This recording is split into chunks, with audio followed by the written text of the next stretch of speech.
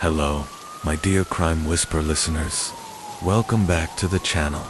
If you're here to unwind or fall asleep to the sound of true stories, you're in the right place. Before we begin, make sure to like this video and subscribe to the channel. It helps a lot. Also, I'd love to know, where are you watching from and what time is it right now? Get comfortable, let your mind slow down, take a breath. Tonight, we're diving into the quiet, unsettling mystery of Jessica Paget, a woman whose sudden disappearance left a small community in Pennsylvania shocked, heartbroken, and searching for answers.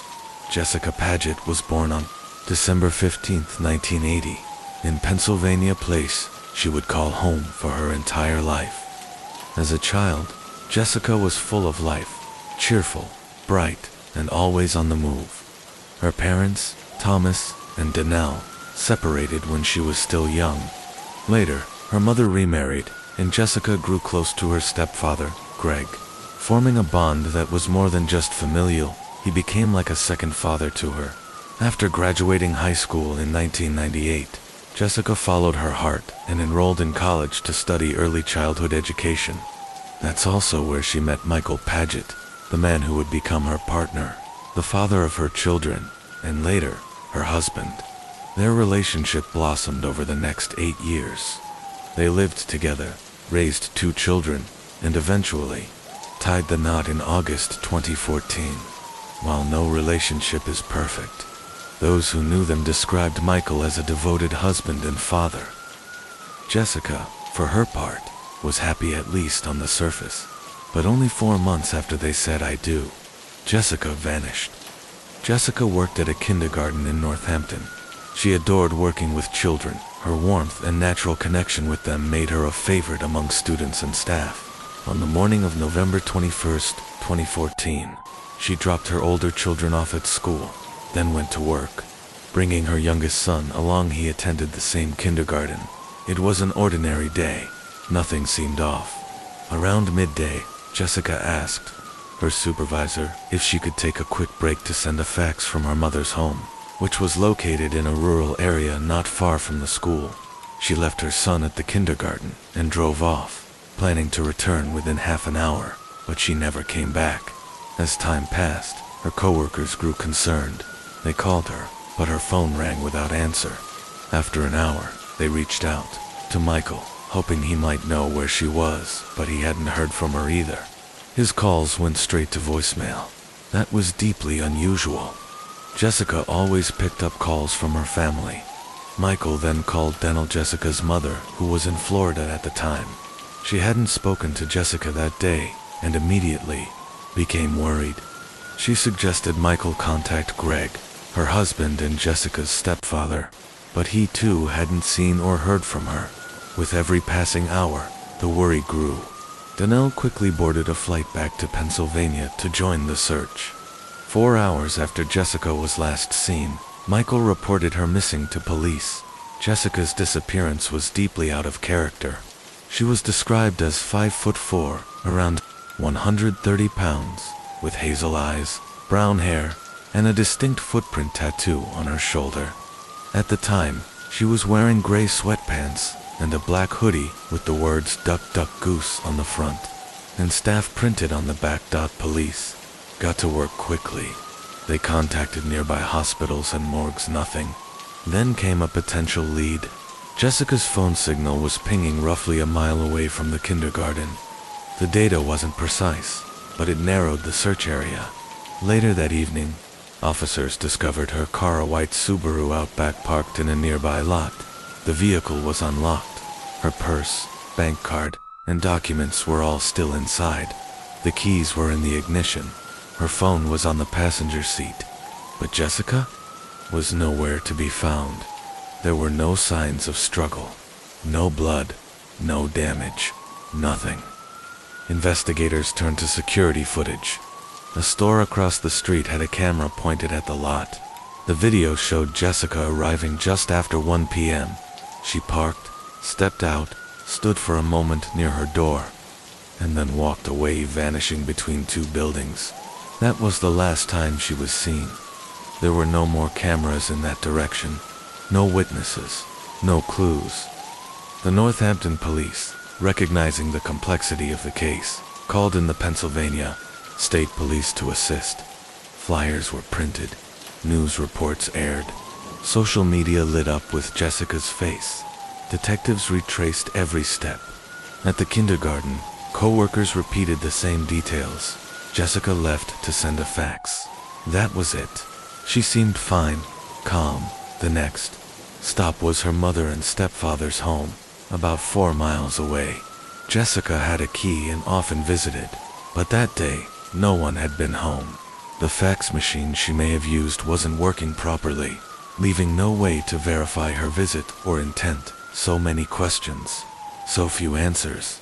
Naturally, detectives turned their attention to Michael. Spouses are often considered persons of interest in disappearances like this. Michael claimed he had left the house before. Jessica that day on, the police began the delicate process of confirming or disproving his alibi. Statistically, most disappearances, especially those involving married women, do point back to someone they know, but there was no physical evidence yet. Nothing concrete. As the hours turned into days, the investigation expanded. Search parties combed the surrounding areas. Police dogs were brought in. Locals were questioned, but Jessica Paget had vanished into thin air. Part 2. Continuation. Calm, steady narration. Despite media coverage and public efforts, 48 hours had passed, and still no new leads. Jessica Paget had seemingly vanished without a trace, but investigators weren't giving up. They began analyzing her most likely route to her mother's house, hoping to spot her car along the way. One location stood out: an Exxon gas station situated along the main road she would have taken. The station was equipped with multiple security cameras. When detectives reviewed the footage, their efforts paid off. Jessica's white Subaru was seen driving past the gas station at exactly jam 12:56 p.m. That timing aligned with her leaving work to visit her mother's house. Given that the trip only took a few minutes, she should have been back soon, yet she never returned. So what happened next? The detectives fast-forwarded through the footage, hoping to catch her driving back. But what they found raised more questions. Roughly 14 minutes later, Jessica's car reappeared on the footage. Only this time, something was off. The vehicle zipped through the gas station lot without stopping, cutting through as if to avoid a red light at the main intersection. It then turned toward the city center, the same area where her car would later be found abandoned. This detour may have been an attempt to bypass traffic, but something didn't add up. Strange observation. Investigators closely analyzed the footage of the driver exiting Jessica's vehicle. To their surprise, the person behind the wheel appeared much taller and heavier than Jessica. Based on the height of the Subaru, the driver was estimated to be between 5 feet 11 and 6'3" inches, far taller than Jessica's 5 feet 4 frame. Even more puzzling was the position of the driver's seat. When the car was later found, it was pushed all the way forward, suited for someone of Jessica's stature. This detail suggested the driver had deliberately adjusted the seat, likely to make it seem like Jessica had been behind the wheel. But who was the tall man seen in the footage? Michael, Jessica's husband, fit the height profile. Naturally, investigators brought him in for questioning. Michael denied any involvement in his wife's disappearance and said he was at work when the kindergarten had contacted him.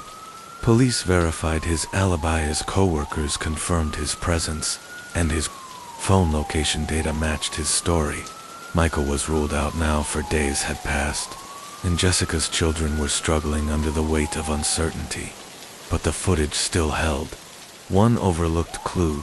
Just 1 minute after the unknown driver vanished from camera view, another vehicle, a white SUV, possibly a Ford, was seen leaving the area.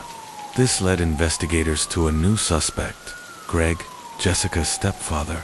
He was around 6 feet tall and owned a white Ford SUV. The interrogation begins. When police brought Greg in for questioning, He appeared stunned that he was being considered a suspect. He claimed he had left his SUV at a service center for repairs that day and that a neighbor gave him a ride to pick it up. He added that he stopped at the Exxon gas station for food afterward, but investigators weren't convinced. They pulled footage from the same Exxon station. And there it was, Greg driving past the station, never stopping as he'd claimed. That drive occurred just 2 minutes after he said he picked up the car. Worse yet, the neighbor he named denied giving Greg a ride at all. His story was falling apart. The evidence mounts police conducted a search of Greg's home, and what they discovered shifted the case completely. The fax machine, which Greg had claimed was broken, was actually working. The machine's usage history showed that Jessica had sent a fax from that home in the very day she disappeared, in the basement trash. Investigators found napkins with blood stains. Greg's shoes, discovered discarded in a public dumpster, also had traces of dried blood. Donnell, Jessica's mother, told officers that Greg had requested an early trash pickup the day after Jessica vanished, especially since the garbage can wasn't even full. All signs pointed to a cover-up. Greg was brought in again. This time, detectives confronted him with the evidence's lies. The blood, the faked alibi, and proof that Jessica had been in his home. The pressure cracked him. Greg began to speak. At first he claimed that when he got home on November 21st, he found Jessica's car already in the driveway, and blood on the carpet inside. He insisted she was already dead, and said he panicked, fearing he wouldn't be believed. He said he drove her car to the city center and left it there to stage the disappearance. He also claimed Jessica had financial troubles and suggested that her debts led to her death. But police soon confirmed this was completely false. In fact, Greg had made unusual purchases the day before her disappearance in adult toys. Something far darker was going on. The confession fed up with Greg's lies. Detectives pushed harder. They asked him directly, "Where is Jessica's body?" That's when Greg changed his story again. This time, he confessed. Greg said that Jessica had come to the house to send a fax. As she was using the computer, he stood behind her and became aroused. Without speaking, he retrieved a gun and shot Jessica in the back of the head. He dragged her body to the bedroom. Then he drove her car to the city center parking lot, adjusted the seat to mimic her driving posture, and walked away. What he said next would lead police one step closer to finding Jessica. Part 3. Jessica Paget. The final chapter. After returning home, Greg took one final, chilling step. He set up a video camera in the bedroom, positioned it near Jessica's body, and recorded himself. The police would later recover this disturbing footage from Greg's computer, evidence so vile that it left even seasoned investigators shaken. Greg confessed to wrapping Jessica's body in a blanket and dragging it to a ravine near his home, where he tried to conceal what he had done. He claimed he wasn't a bad person, only someone who had lost control. But in truth, Greg's life began to unravel after the crime. He lost his business, his house, his dogs, and eventually, his wife. And yet not once did he mention the woman whose life he had taken. When Jessica's mother, Donnell, learned what had happened, that it was her own husband who had murdered her daughter, she was devastated. Police officially announced Jessica's death, confirming she was the victim of homicide. District Attorney John Morganelli expressed skepticism over Greg's claim that it wasn't premeditated. He believed there was a sexual motive behind the killing. Jessica's family issued a public statement, thanking law enforcement, the media, and the community for their support. They described Jessica as a beautiful, vibrant soul, deeply loved by everyone who knew her. Her death, they said, had made the world a darker place. The trial begins. Gregory Graff, then 53 years old, was formally charged with Jessica Paget murder. Investigators initially suspected that Greg may have propositioned Jessica, and when she rejected him, he killed her to cover it up. However, Without evidence of a struggle, no defensive wounds on Jessica's body was difficult to prove. She had been killed by a single bullet to the back of the head, aligning with Greg's statement. Under Pennsylvania law, Greg could have faced the death penalty, but since the desecration of her body occurred after she was already dead, capital punishment was not an option. Detectives searched both Greg and Jessica's digital devices, but found no evidence of any inappropriate relationship between them. The trial began in 2015. During proceedings, Greg's defense attorney, John McMahon Jr., claimed his client had undergone a mental health evaluation. However, since the evaluation found no diminished capacity or signs of insanity, it was not submitted as part of the defense. The video in court, the jury was required to watch a 6-minute video Greg had recorded after Jessica's death, a horrifying display of sexual crimes involving objects he had purchased just one day earlier. Despite their visible discomfort, the judge ruled that the jury must watch the footage to fully understand the premeditated and brutal nature of Greg's actions. The defense tried to argue that the murder was not premeditated and pushed for a third-degree charge, but Morganelli countered this with the disturbing video, using it to prove intent and planning. The jury returned a unanimous verdict in just 6 minutes. Gregory Graff was found guilty of first-degree murder and desecration of a corpse. He was sentenced to life in prison without the possibility of parole. When asked by the judge if he had anything to say, Greg simply replied, "No, sir, I'm just very sorry." The judge later encouraged jurors to seek professional counseling due to the traumatic evidence they were forced to witness.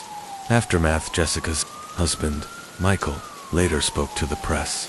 He described the heartache of losing the love of his life and raising their 3 children alone. "She was the most wonderful person I've ever met," he said, his voice breaking. As for Danelle's mother, she initiated divorce proceedings against Greg, but even from prison, Greg continued to stall and obstruct the process, further compounding her grief. Transition, new case tease. Hello friends, welcome back to Crime Whisper. Tonight, we move from one tragic story to another, a case that shocked the quiet streets of Pennsylvania and left a family shattered. This is the heartbreaking case of Bianca Roberson. Introducing the murder of Bianca Roberson. Bianca Roberson was born on October 17, 1998, a young woman full of promise, light, and determination. She excelled at B. Reed Henderson High School, graduating with honors and earning a 4-year merit scholarship to Jacksonville University in Florida. She dreamed of becoming an FBI forensic agent, and she was already on her way. Bianca was more than just academically gifted. She had been a Girl Scout, a cheerleader, a basketball player, and a gifted musician. She played the flute, violin, clarinet, and guitar, and even dabbled in art. At home, she was lovingly raised by her mother Michelle and grandmother Josephine Perry, both of whom supported her dreams as she prepared to leave for college. The day everything changed. On June 28, 2017, Bianca, her mom, and grandmother went to Walmart to grab a few last-minute items for her big move to Florida. After their trip, Bianca set out for home, just a 10-minute drive down a road she knew well, but tragically, she never made it. Witnesses called 911 after seeing Bianca's car veer off the road and crash violently. First responders arrived quickly, but despite their efforts, Bianca was pronounced dead at the scene. At first glance, it looked like a devastating accident. Perhaps she lost control. Perhaps she hit something. But as police interviewed eyewitnesses, a new detail surfaced, one that changed everything. Someone reported seeing Bianca's car collide with a red pickup truck, a truck that fled the scene. A grandmother's fear as traffic backed up near the highway. Josephine, Bianca's grandmother, became worried. She had no idea the backup was caused by her granddaughter's fatal crash. When she got home, she was met by 2 police officers. They delivered the news no family should ever hear. Bianca was gone. Her mother, Michelle, a nurse from Delaware County, was crushed. Just 4 years earlier, she had lost her son, M.L. James Rowley, to a heart condition. Now, her daughter, her reason for living, was gone too. "I'm just existing," Michelle later said. "I'm a mom without kids." A startling discovery at first. It seemed Bianca's death had been caused by the crash, but then came the autopsy and with it, a revelation that stunned investigators. Bianca had not died from the crash at all. She had been shot in the head, inside her skull. Medical examiners found a bullet. Her death was not an accident. It was a cold-blooded homicide. Investigators were stunned. Her family was devastated. Why would anyone shoot this bright, kind, and determined young woman? And who was driving the red pickup truck seen speeding away? Upon reviewing security footage from the Walmart that Bianca's family visited on the day of her death, detectives found nothing unusual. They carefully analyzed every moment from when the family arrived in the parking lot to when they left, and found no sign of an altercation or suspicious individual. Bianca hadn't argued with anyone in the store, and there was no evidence suggesting anyone followed her from the location. The family had simply shopped, loaded their bags into Bianca's Cara 2009 Chevy Malibu bought from CarMax for her 16th birthday, and left without incident. According to Bianca's mother, they had packed everything into Bianca's vehicle, the same one she had driven since getting her permit. Michelle, Bianca's cousin, recalled that Bianca wasn't spoiled, just deeply loved. She worked hard for everything she had, holding her first job at McDonald's at age 15, before moving on to a more meaningful position as a dietary aide at Whitehorse Village Retirement Community. The residents adored her, often sending letters and cards after her passing. Investigators soon shifted focus to the stretch of highway Bianca drove home on. While there were no cameras at the exact spot where Bianca's car veered off the road, a surveillance camera about a mile away captured a crucial moment. It showed Bianca's car traveling alongside a red pickup truck as two lanes merged into one. Investigators believed this could have been the point where tensions escalated. The quality of the footage was too poor to read the truck's license plate or identify the driver, but the encounter pointed to a possible case of road rage. From that moment, the unknown driver of the red pickup truck became the investigation's primary suspect. Detectives questioned Bianca's family, but no one recognized the vehicle. Multiple witnesses who had called 911 were also interviewed, yet none had managed to catch the license plate. In the days following Bianca's tragic death, her community rallied. A vigil was held just 2 days later, and people from all walks of life reached out with condolences. Her mother described Bianca as a deeply compassionate young woman, someone who would help others, even at her own risk. She had even brought children in need into her home without permission, driven by the belief that if she were ever in their position, she'd want someone to do the same for her. Investigators pursued every available lead. They tracked the red truck's likely path after the incident, which led them toward an intersection at Poe Pike.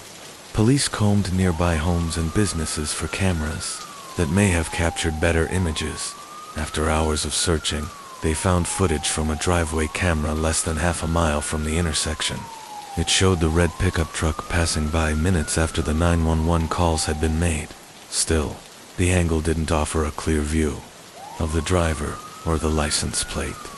But 2 days later, a breakthrough came when a woman contacted the police. She had seen the red pickup that day and remembered the driver's face. The truck had passed her, stopped briefly at the Poe Pike intersection, and then turned left. Her account helped forensic artists create a composite sketch of the suspected white male, approximately 25 to 35 years old, with brown hair and a short stubble beard. The sketch was released to the public, but Bianca's family didn't recognize the man as the investigation progressed. Detectives also began to explore the possibility that the shooting may have been motivated by hate. To support this theory, they returned to the area, knocking on doors and requesting access to security footage from homes and businesses near the intersection. Their efforts paid off once again. A nearby homeowner provided higher quality footage. That showed the red pickup truck clearly enough to identify. Several unique characteristics: a sticker on the right side window, a vertical dent on the passenger door, and visible damage to the hood, though the license plate still wasn't legible. These details gave investigators a stronger lead than ever before. Authorities issued a $5,000 reward for information leading to the driver's identification. They were confident that someone, somewhere, would recognize the truck and its driver based on these distinctive features. 3 days after Bianca Robeson's tragic death, a lawyer contacted the police with a startling revelation. His client wished to turn himself in. That client, he said, was connected to the incident that had ended Bianca's life. The fatal encounter occurred around 5:30 p.m. on a Wednesday. Bianca Roberson, an 18-year-old recent graduate of Westchester Ruston High School, was driving along Route 100, a 2-lane Pennsylvania highway, on her way to Jacksonville University. Her car, a gift for her 16th birthday, carried more than just luggage. That day it carried her dreams, her ambitions, her future. As she approached the merge with Route 202, the 2 lanes narrowed into one. What should have been a routine merge turned deadly when another driver, in a red pickup truck, also attempted to merge and became enraged. In a sudden act of violence, the driver pulled out a firearm and shot Bianca in the head. That man was later identified as 28-year-old David Desper from Pennsylvania. With his lawyer by his side, Desper surrendered to authorities, though he refused to testify. He did allow a search of his home and disclosed the location of his pickup truck. The vehicle was recovered exactly where Desper had said it would be. Investigators confirmed it was the same red truck seen in surveillance footage, distinguishable by its window decals, a vertical dent on the passenger side, and damage to the hood. A search of Desper's home revealed the weapon used in the killing. Despite this major break in the case, authorities still couldn't determine a motive. What led Desper to fire that fatal shot? In the days that followed, the community came together to honor Bianca's memory. Over 800 mourners gathered at St. Paul's Baptist Church in the Westchester suburb for a funeral. Friends, family, classmates, school officials, and even the admissions officer from the university she was set to attend paid tribute in a powerful eulogy. Pastor Wayne Croft Sr. drew comparisons to other tragedies, the killings of Trayvon Martin and Jordan Davis, 2 black teenagers in Florida, whose deaths had also sparked national debate. He voiced the sorrow and anger felt by many in the black community, noting that whether Bianca's murder was motivated by racism or road rage, the result was the same. A bright young black woman's life had been stolen in September 2018. During Desper's trial, he declined to explain his motive. Instead, he offered a brief and hollow request for forgiveness from Bianca's family. For Bianca's parents, facing the man who had ended their daughter's life was nearly unbearable. To show strength and unity, her father Rodney organized family and friends to wear t-shirts printed with Bianca's face. They also wore bracelets inscribed with the words, "Bianca Roberson, a rose in God's garden." Outside the courthouse, they held a banner that read "Justice for Bianca Nicole Roberson." Rodney Roberson struggled to express the pain in his heart. "I don't know what I'll do when I see him," he admitted. "The man who took my daughter's life, he took away her dreams. He had no right." Bianca's mother, Michelle, broke down in tears as she spoke of her loss. "I want to hold her, comfort her, bring her back," she wept. During trial proceedings, the prosecutor argued that Bianca had not yielded during the merge, which allegedly triggered Desper's fury. In response, he rolled down his passenger window and fired. After realizing what he'd done, Desper fled the scene. He later left his truck with a friend in Pennsylvania and considered escaping to Delaware. But after authorities released a composite sketch and identified his vehicle through its unique markings, Desper chose to surrender. Investigators scoured Desper's social media accounts and interviewed his friends. They found no direct evidence that the shooting was racially motivated. As a result, he was not charged with a hate crime. Still, many in the public felt the crime couldn't be separated from race. Before sentencing, Desper's defense tried to portray him as immature, a so-called big kid who liked to tinker with cars and didn't fully grasp the weight of his actions. They argued that he had panicked when startled by another vehicle and fired without thinking. Prosecutor Chris Miller rejected that argument, stating, "A 28-year-old man driving around with a loaded gun is not a big kid. He's an adult and he made an adult decision to kill." In a heartbreaking twist, Desper's mother, Wendy, had unknowingly shared a Facebook post seeking the identity of Bianca's killer, not realizing the shooter was her own son. "I'm so sorry for what my son did," she said later. "My heart goes out to Bianca's family." As sentencing approached, Rodney Robertson stood in the courtroom and addressed Desper directly. Fighting through tears, he asked, "Why did you shoot my daughter? Was it because of her race, her youth, her gender? Or did you just want to go first?" "All my dreams for Bianca were coming true, until the day you took her life," Rodney said. "Now all I have left are memories." David Desper ultimately pleaded guilty to third-degree murder. Judge Anne-Marie Wheatcraft handed down the maximum sentence, 20 to 40 years in prison, with eligibility for parole after 20. As she issued the sentence, the judge became emotional. "I don't believe you were afraid," she told Desper. "I believe it was anger." David Desper later attempted to appeal his sentence. His appeal was denied. Marina Menegazo, 21, was a speech therapy student at Aconcagua University. Her close friend, Maria Jose Coni, also 21, was studying criminalistics. Both women volunteered with an organization that supported homeless individuals. According to those who knew them, they were bright, compassionate, and full of life, inseparable young women with deep ties to their families. Their journey began as a vacation with two other friends, but eventually, the group split up, and Marina and Maria Jose continued on their own. Their route was largely traceable through Maria Jose's Instagram posts. On January 13th, they were in Cusco, Peru, the ancient capital of the Inca Empire. A day later, another photo appeared still in Cusco. On January 15th, they shared an image from a railway bridge near the hydroelectric plant at Machu Picchu, the famed city in the clouds. With about 10 days left before they were due back home, the girls decided to revisit Montaneda, Ecuador's the seaside town where their trip had originally begun. On February 22nd, Maria Jose posted a final photo of herself and Marina on Instagram. That same day, they called their families in Argentina to let them know their plans.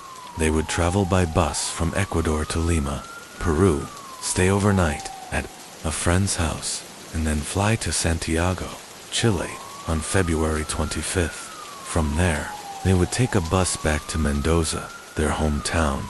They warned their families they might be unreachable for a few days due to poor phone reception, but the silence stretched on. Days passed without any contact. Their phones were off, their social media accounts inactive. Their families grew alarmed. Marina's sister took to social media, sharing a photo of the girls and a desperate message. They had last been seen on February 22nd in Montaneda, Ecuador, and were now missing. The families reached out to airlines, hoping to confirm whether the girls had boarded any flights but received no response. They also contacted the friend in Lima, whom the girls were supposed to stay with, only to learn that they never arrived. The families reported the disappearance to Ecuadorian emergency services and also contacted the Argentine consulate. On February 27th, the consulate sent fingerprint records to Ecuador after learning that 2 days earlier, a woman's body had been discovered in Montaneda and taken to Guayaquil for examination. The fingerprints matched. The body was identified as Maria Jose Cani. Later that same day, police searched the area where her body was found, down just 43 yards away. They discovered the remains of Marina Both women's bodies were wrapped in plastic and sealed with duct tape. Authorities noted that an object had been placed on Marina's body in an attempt to conceal it, delaying its discovery. Autopsies revealed the horror of their final moments.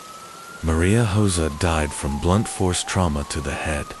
Her body also showed signs of a broken leg, a fractured toe, and injuries to her genitals. Marks on her wrists suggested she had been restrained. Marina suffered 6 stab wounds to the neck and bore similar signs of being tied up. Toxicology reports showed both women had high levels of psychiatric drugs in their systems, likely administered without their knowledge, possibly hidden in food or drink, just 24 hours after the second body was discovered. Ecuador's president and interior minister announced that arrests had been made. 2 men, 33-year-old Alberto Segundo, Mina Ponce, and 39-year-old Aurelio Eduardo Rodriguez, were taken into custody. Both quickly confessed to the murders. Police found physical evidence in Mina's home, including bloodstains and Marina's backpack, phone, and personal items. But despite the confessions, many remained skeptical. The speed of the arrests and the simplicity of the confessions didn't sit well with the public or the victims' families. Ecuador's Minister of the Interior, Jose Serrano, stated that the suspects claimed they had checked out of a hotel on February 22nd after their money was stolen and were attempting to hitchhike to Lima, but the hotel owner refuted their claims. No theft had been reported. Moreover, both women had access to credit cards and accounts, yet there had been no activity. If they truly were out of cash, why hadn't they used their cards? According to Serrano, the women were seen entering a bar and asking for 2 glasses of water, claiming they were thirsty and had no money. The bar owner confirmed the interaction. One of the suspects, Mina, told police that around 8 p.m. on February 22nd, his companion Rodriguez told him about 2 Argentinian girls they had met at the bar. They struck up a conversation, and the girls allegedly said they were hitchhiking to Lima because they couldn't afford bus tickets. That claim raised more questions than answers. The women already had plane tickets from Lima to Santiago, a journey of over 1,000 miles. Why would they risk missing a flight by hitchhiking, especially when they still had financial resources available? Despite the inconsistencies, local police later found witnesses who corroborated parts of the suspect's account. The story goes that, needing a place to stay for the night, Marina and Maria Jose accepted an offer from Mina to sleep at his house. It would be a decision that ended in unimaginable tragedy. After a night out, Pon invited Marina Manaldo and Maria Jose Cani to stay at his home. The young women, traveling on limited funds, accepted his offer. A taxi driver later confirmed he had driven Marina, Maria Jose, and Pon to his residence. This is the house where Pon lived. Shortly after, Pon returned to the bar with another man, Rodriguez, and the 2 continued drinking. Meanwhile, Marina and Maria Jose remained at Pon's home. According to reports from Ecuadorian authorities, the 2 men returned around 2:30 a.m. but, by then, Marina and Maria Jose were gone. An investigation revealed the girls had briefly gone to a nearby store to buy soda before returning. A cashier confirmed the sighting, noting that both women appeared to still have money. Pon's official statement claimed that when they returned to the house, he was alone in one room with Maria Jose, while Rodriguez was in another with Marina. Pon admitted to attempting to initiate a sexual encounter with Maria Jose. When she resisted and tried to leave, he flew into a rage. He grabbed a stick and struck her in the head, killing her instantly. At that same moment, Pon claimed he heard a scream from the adjacent room. When he entered, he saw Marina lying lifeless. Rodriguez had allegedly killed her as well. Rodriguez then fled, leaving Pon behind to figure out how to conceal the crime. In an effort to eliminate evidence, Pon wrapped both bodies in plastic and duct tape. The following afternoon, he borrowed a cart from a friend and transported the corpses to a desolate stretch of land near the ocean. Just 440 yards from his home. This account, however, is the official version provided by Ecuadorian authorities, and yet, several disturbing inconsistencies cast doubt on its accuracy. Toxicology reports revealed that both Marina and Maria Jose had been drugged with a powerful psychiatric substance that significantly impaired their ability to resist or defend themselves. There were also unexplained marks on their wrists, suggestive of possible restraint. These findings deeply disturbed the victims' families, who began to question whether this was truly a random act of violence or part of something far more sinister. They pointed out that although the girls had run out of cash, they hadn't used their credit cards, a possible sign that they had been coerced or manipulated. And crucially, the only witnesses who claimed to have seen the girls after their arrival in town were people directly connected to the official narrative: the bar owner, the taxi driver, and the store cashier. Given Montanita's small population of just 5,000 residents, it seemed implausible that no one else came forward. Even more baffling, although the victims' bodies were discovered only 43 yards apart, they were found 2 days apart. Further suspicions. The families also questioned why the girls would seek help from strangers like Pan and Rodriguez, rather than approach any of the many Argentine tourists in the area. Even more alarming was a detail shared by the brother of one of the victims. When police took him to the crime scene, he noticed used syringes on the floor, but when he asked about them, they mysteriously vanished and were not mentioned in any official report or seen in crime scene photos. This fueled speculation that Pan and Rodriguez may have been part of a broader criminal operation, possibly linked to human trafficking. The authorities, under mounting pressure, agreed to conduct a second autopsy and additional toxicological tests, complicating matters further. Both suspects changed their stories multiple times. At one point, Pan denied any involvement and instead blamed a local Venezuelan drug dealer known as El Chamo. But when questioned, El Chamo denied all allegations and volunteered to take a polygraph test or provide DNA to prove his innocence.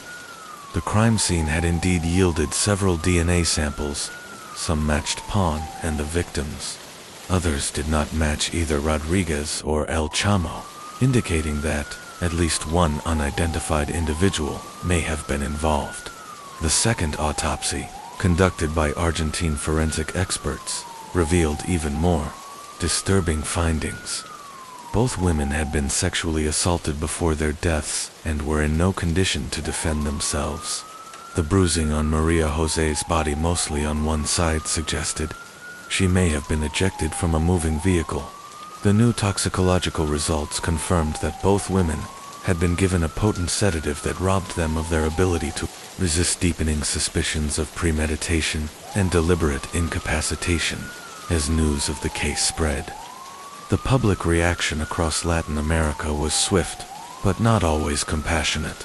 Many online commentators, including prominent public figures, blamed the victims for their own deaths. They criticized Marina and Maria Jose for how they traveled and who they associated with. Shockingly, even a representative from Argentina's tourism board made insensitive remarks during an interview at a tourism fair in Berlin. She suggested that tragedies like this were inevitable for women who traveled the way they did, and admitted she had never visited Montanita because it was beneath her social status. These victim-blaming remarks, coming from an official, triggered public outrage.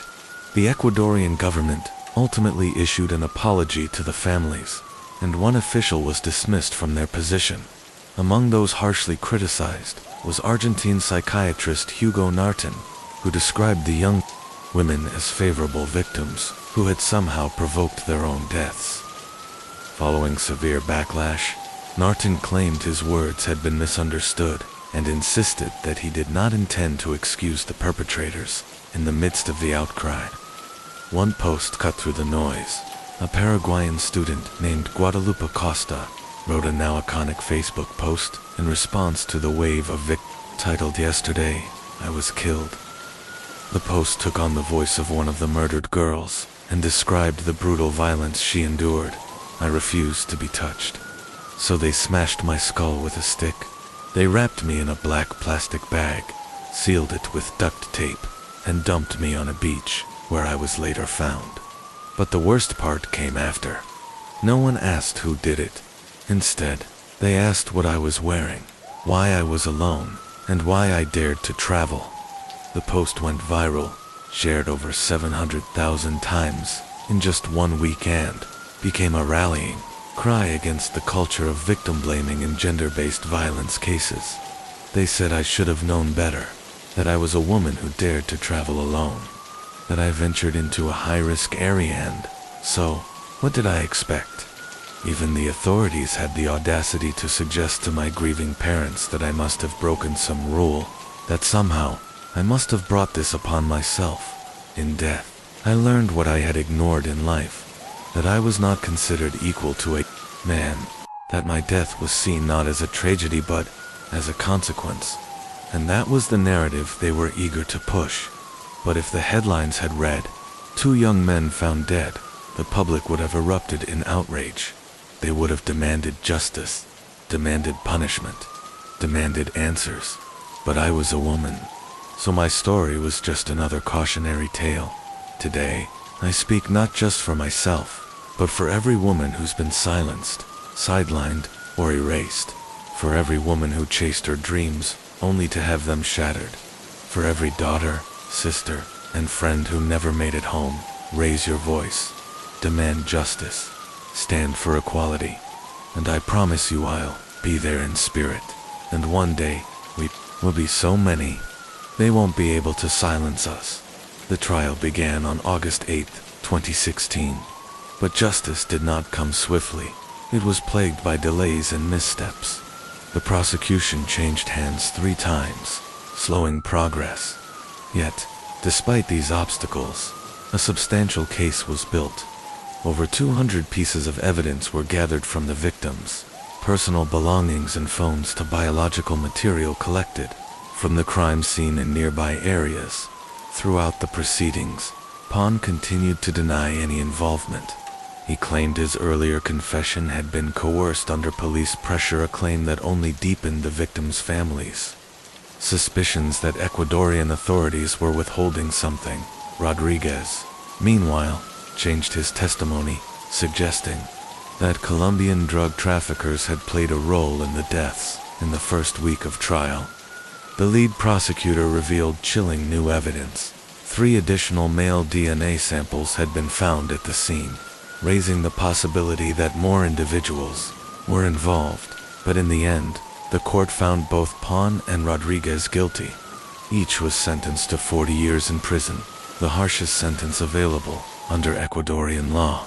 Then, in November 2016, authorities arrested a 3rd suspect, 34-year-old Jose Luis Perez Castro. His DNA had been found at the scene.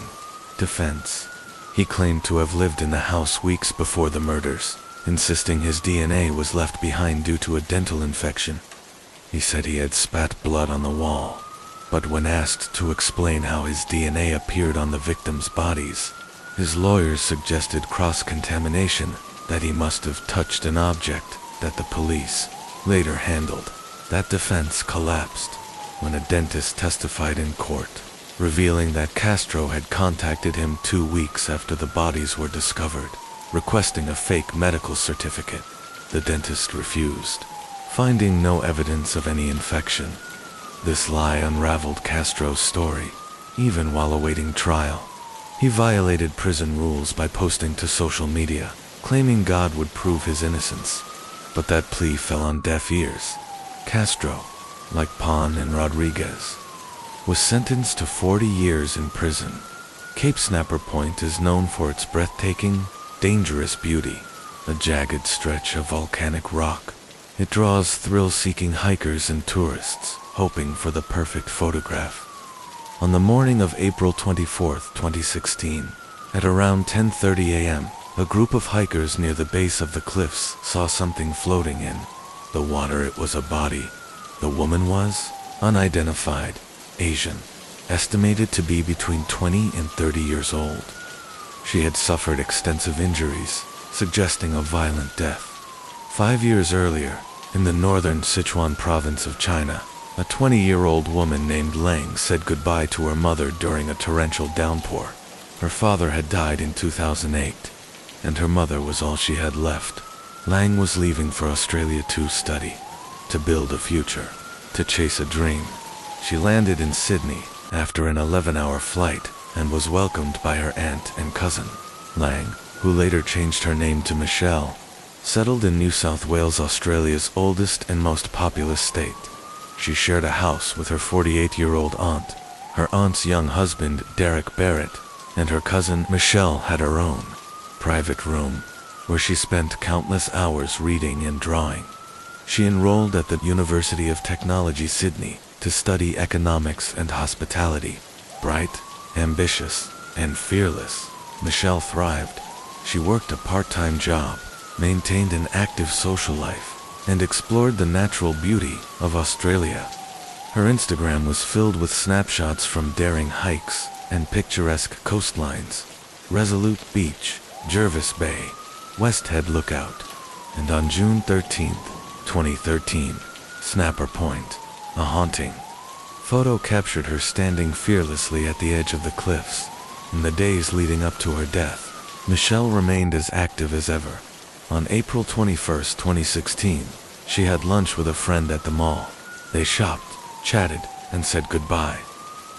Michelle boarded a train, got off at Central Station around 4:30 p.m., then she disappeared.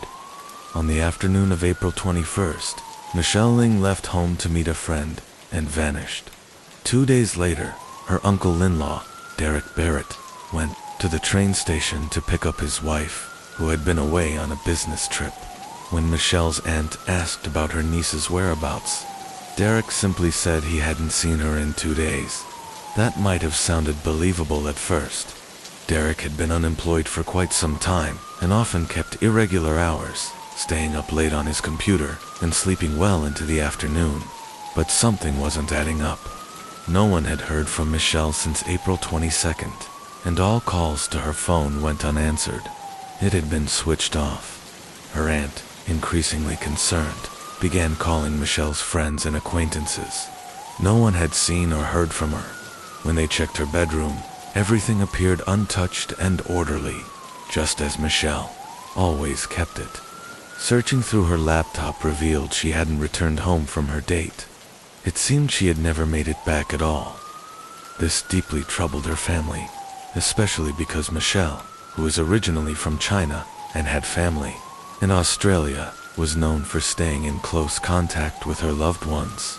Her sudden silence was completely out of character. On April 24th, Michelle's aunt and Derek went to the police and filed a missing person report. That same day, they also contacted the Chinese embassy.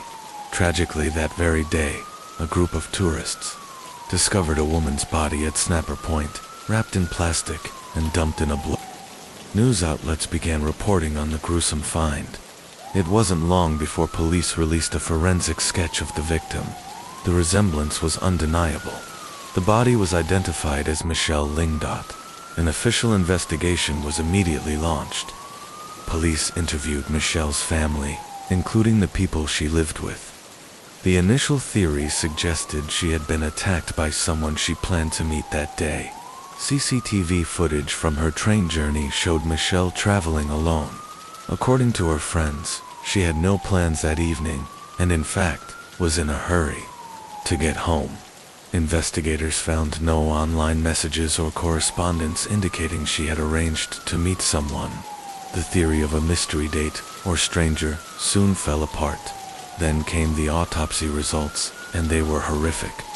Michelle had sustained dozens of stab wounds. Defensive injuries revealed she had tried to fight off her attacker. Police Chief Inspector Gary Jubilin described it as a brutal assault, noting that the perpetrator had likely chosen an isolated area to dispose of the body, a remote cliffside tourist spot often visited by hikers and fishermen, but far enough from the main trail to avoid attention. The forensic analysis concluded that Michelle's body had only been in the water for less than 48 hours, likely far less. meaning it had been dumped recently. The remote location where she was found had a small parking area nearby, suggesting the killer had used a vehicle to get there. Homicide detectives reviewed traffic and surveillance footage from roads near Lake Munmora National Park. Simultaneously, they conducted extensive interviews with Michelle's family, friends, and co-workers, building a timeline of her final movements and a picture of her life. Inspector Jubilin stated firmly that Michelle was an extremely responsible and communicative young woman.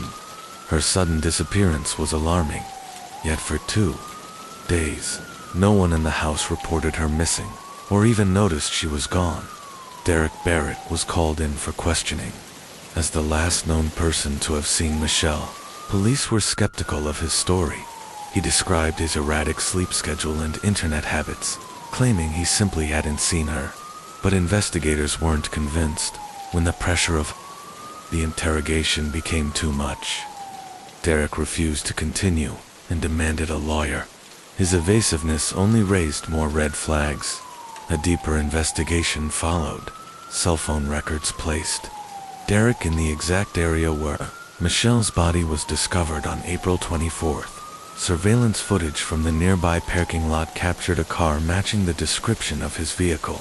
Derek denied everything, claiming the footage showed a different car, but the images were clear. Soon after, Derek Barrett, 27 years old, was arrested and charged with the murder of 25-year-old Michelle Ling. The arrest devastated Michelle's family. Her mother rushed to Sydney from overseas, heartbroken and disoriented by the horror that had unfolded. Michelle had come to Australia chasing dreams. Now, her life had ended in one of its most violent forms. Police believed Michelle had returned home around 5 p.m. on April 21st, after shopping in Sydney's central business district. CCTV had captured her at a mall on Pitt Street, and later boarding a train at St. James Station, heading toward Erskine Park, the suburb where she lived with her aunt, uncle, and cousin. They suspected she was killed inside the home. Autopsy results confirmed she had been stabbed over 30 times. But more disturbing details were yet to come. Further investigation led to additional charges: 5 counts of indecent assault, 2 counts of installing a hidden surveillance device, and murder. Digital forensics uncovered Derek's dark secret. He had developed a twisted, predatory obsession with Michelle. Experts recovered disturbing files from his phone, deleted photos, videos, and hidden camera footage. One of the most horrifying discoveries was that Derek had installed a covert camera in the shared bathroom, camouflaged among everyday items, and regularly reviewed footage of Michelle in private moments. Worse yet, there were photos of Michelle on the night of April 21st, bound, terrified, and naked in her own room. These images made it clear she had been alive for some time after her last text message. Police believe Derek attacked Michelle while she was asleep, binding her with duct tape and restraining her to her bed for 2 days. He kept her captive, abusing her repeatedly, all documented in images recovered from his phone. The last image of Michelle was timestamped around 8 a.m. on April 23rd. In it, she was still alive. That same day, Derek's stepson, also named Derek, returned to the home twice. He never heard a sound from Michelle's room. Security footage showed Derek Barrett taking out the trash 4 times throughout the day, each time presumably disposing of evidence or preparing to transport Michelle's body. In the end, the evidence against him was overwhelming. Michelle Ling's final hours were filled with unimaginable fear and cruelty, inflicted by someone she had trusted as family. By the time Michelle Lang was reported missing, she was already dead. Derek Barrett had showered, washed away any trace of blood, and meticulously cleaned the house, hiding all evidence of his crime. On the morning of April 24th, at 7 a.m., Derek drove to Snapper Point. He stopped at a gas station to buy drinks and refuel in action, captured by CCTV cameras. From there, he drove to the cliffs and disposed of Michelle's body. Around 9 a.m., He took scenic photos at the site, as if nothing had happened. Later that same day, he visited his parents, who noted nothing strange about his demeanor. He then returned home and calmly waited for his wife, pretending to be unaware of Michelle's disappearance. He lied without hesitation, claiming he hadn't seen Michelle and had no idea where she was. Chillingly, he even accompanied his wife to the police station to file a missing persons report. The first court hearing took place on June 29, 2016. Barrett's attorney, Bill Whitby, told the local court that Derek was pleading not guilty and claimed to be just as devastated by Michelle's disappearance as her family. The courtroom was packed with Michelle's loved ones. Derek, however, didn't attend in person. He appeared via video link. Prior to this, Derek had told authorities he couldn't recall much from the hours surrounding the murder because he had allegedly consumed illegal drugs. He claimed to only vaguely remember the 2-hour drive to Snapper Point and the act of discarding Michelle's body. A forensic psychological evaluation was ordered. However, Dr. Richard First, a respected forensic psychiatrist, strongly disputed Derek's claims of memory loss. Dr. First testified that the drugs Derek admitted to using do not cause amnesia, and all of Derek's actions, cleaning the crime scene, disposing of the body, and even posing for scenic photos, were deliberate and calculated. He further stated that Derek's cognitive abilities were within normal range, and that the number and nature of Michelle's stab wounds pointed to sadism, not memory lapses or a drug-fueled outburst. Dr. First also dismissed Derek's claim that he had no sexual attraction to Michelle, calling it an obvious attempt to manipulate the court. He emphasized that Derek was feigning amnesia to evade responsibility. In court, Derek tried to defend himself by claiming drug addiction, but Judge Helen Wilson wasn't convinced. She pointed out that Derek had actually gained weight during the period he claimed to be heavily abusing drugs. Judge Wilson, drawing from 3 decades of legal experience, noted she had never seen an overweight, actively addicted individual in court. Throughout the trial, Derek's demeanor revealed more about his character than his words. In Sydney, where proceedings continued, he showed the cold detachment often seen in psychopaths. His crime was not the result of a momentary lapse in judgment, alcohol, or a traumatic upbringing. It was methodical, predatory, and monstrous. In a later retrial hearing, Derek Barrett pleaded guilty to kidnapping and murdering Michelle Lang. He also confessed to sneaking into her room twice while she slept, recording her without her knowledge. He admitted to taking 19 sexually explicit photos of Michelle just hours before killing her. Still, he maintained that he remembered almost nothing of the 48-hour period during which he committed the murder, cleaned up the scene, and dumped her body. He claimed all he recalled were fragments, an argument, blood in the bathroom, and Michelle's terrified face. But Judge Wilson didn't believe him, not for a second. Nor did she believe he felt remorse. While Michelle's family wept and consoled one another, Derek wiped away theatrical tears and told them, "I deserve to live. This should never have happened." Judge Wilson condemned his actions as depraved and sadistic, emphasizing that Derek had been someone Michelle trusted. She detailed the horrifying extent of Derek's obsession and cruelty in court, and made it clear that his attempts to mislead the court had failed. Chief Inspector Gary Jubilant of the New South Wales Police Homicide Unit described the crime as horrific and senseless. Justice was delivered, but there was no victory, only sorrow. Derek Barrett, then 28, was sentenced to 34 years and 6 months in prison, with a maximum term of 46 years. He will be eligible for parole in 2050. When the sentence was handed down, he showed no emotion.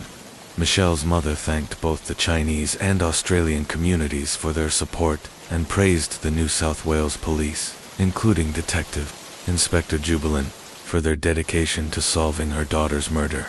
A fund was established to cover Michelle's funeral costs and to eventually bring her remains home to China. But the tragedy didn't end there. 4 years later, in a completely unexpected twist, a woman visiting her elderly mother who suffered from dementia found a USB drive in her mother's possession. No one knew where it came from. What was on it shocked everyone.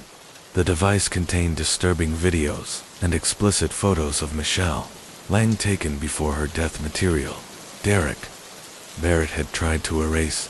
Forensic comparison proved that these were the same files Barrett had deleted from his phone in 2020. Based on this new evidence, Derek Barrett was charged with additional sex offenses. Prosecutor Hugh Baker told the court that the elderly woman had no known connection to Barrett. How the USB ended up in her home remains a mystery, but its contents added yet another horrific chapter to this already grim case. These revelations led to additional years added to Barrett's sentence. Michelle Lang is now remembered not only in legal documents but across Chinese and Australian social media, where friends, classmates, and even strangers commemorate her life. Her story serves as a stark reminder of the importance of vigilance, compassion, and accountability, and of the fragile line between safety and unspeakable tragedy. Authorities found the body of a 28-year-old woman. Neighbors quickly identified her as Dawn Hatcheney. Her husband, Nick Hatcheney, had returned home around 10 a.m. that morning from a hunting trip with friends, only to find the house engulfed in flames. Tragically, his wife had died in the fire. At first, her death was ruled accidental, but years later, a chilling revelation would expose something far more sinister lurking beneath the surface. This is the heartbreaking and disturbing case of Dawn Hatcheney. Dawn Marie Tahara was born on December 5, 1969, in Seattle, Washington, to Donald Tahara and Diana Pearl. Her father worked in a shipyard, while her mother stayed home to care for the children. Dawn was the eldest of four, and their only daughter. She grew up in Bremerton, Washington, alongside her three younger brothers Dennis, Darren, and Derek. Her mother later recalled that Dawn had embraced Christianity at a very young age, accepting her faith and dedicating her life to God when she was just 4 years old. But her childhood wasn't without pain. Her parents both struggled with anxiety and depression, often leading to intense arguments that created instability at home. Around 1980, Dawn's mother met another man and moved in with him, giving birth to another child. But that relationship didn't last, and Diana returned home with the newborn, reuniting with Dawn's father and their other children. Despite these early emotional hardships, Dawn was resilient. She excelled in school and was determined to rise above the difficulties of her upbringing. At just 12 years old, she participated in the National Spelling Bee, which earned her a trip to the White House where she met President Ronald Reagan. In 1988, Dawn graduated as valedictorian of Bremerton Christian School. She then enrolled at Northwest College of the Assemblies of God in Seattle to continue her education. It was there that she met Nick Hatcheney. They connected quickly, and while Dawn was captivated by Nick's confidence and religious zeal, her friends were alarmed.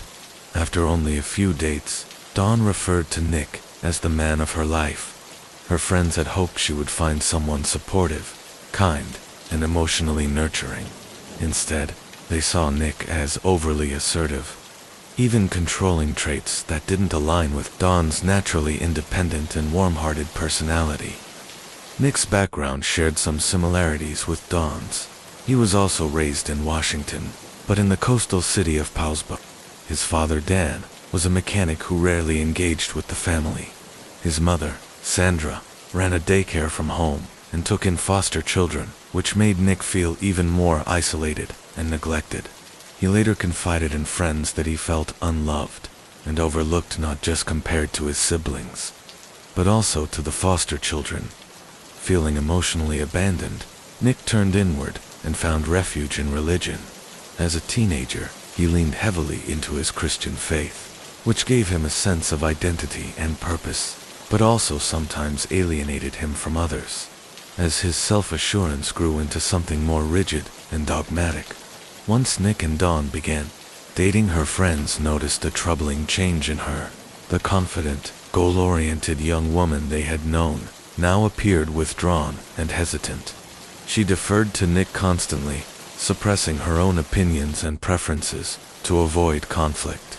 It was clear Nick's influence was not bringing out the best in her. In fact, he seemed to be reshaping her entirely. Nevertheless, the relationship progressed.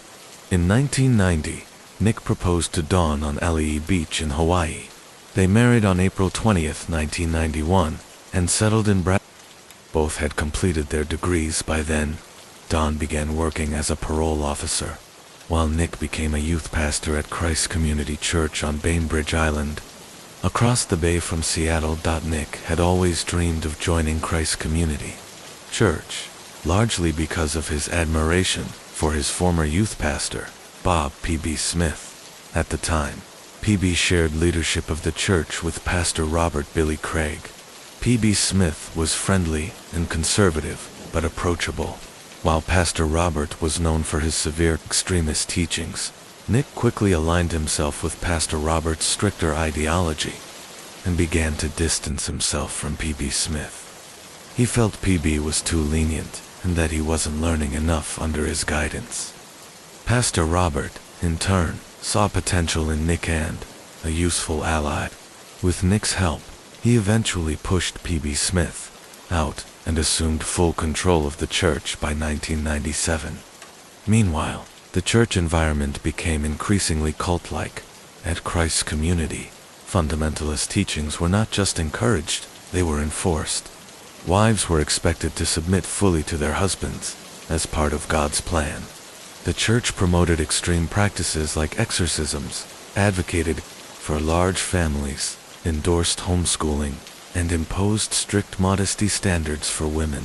Openly questioning these doctrines often led to excommunication, fostering an atmosphere of fear and silence. Dawn, once confident and spirited, now found herself immersed in a world that demanded total obedience. And her husband, one of the church's rising stars, was fully complicit in the increasingly dangerous teachings. By the late 1990s, Dawn and Nick had moved several times, often flipping homes for profit. Dawn longed for stability. She wanted to settle down, start a family, and create a permanent home. In response, Nick found a fixer-upper in East Bremerton, with plans to renovate and stay. But the renovation costs, and their house-flipping investments, had left them in deep debt. Two outsiders, they seemed like the perfect Christian couple. Dawn was the loyal, supportive wife. Nick was the strong spiritual leader. But the truth beneath the surface was far more complicated. Behind closed doors, Dawn was quietly suffering. In a rare moment of honesty, she joked with a friend that if things with Nick ever fell apart, she'd rather live with her than move back in with her parents. It was a small but telling sign that all was not well. Meanwhile, Nick continued accumulating debt, often borrowing large sums of money, living far beyond their means. The facade was crumbling, and soon, it would all go up in flames. Nick had always been seen as a man of strong conviction, driven by a vision to establish a Christian youth camp.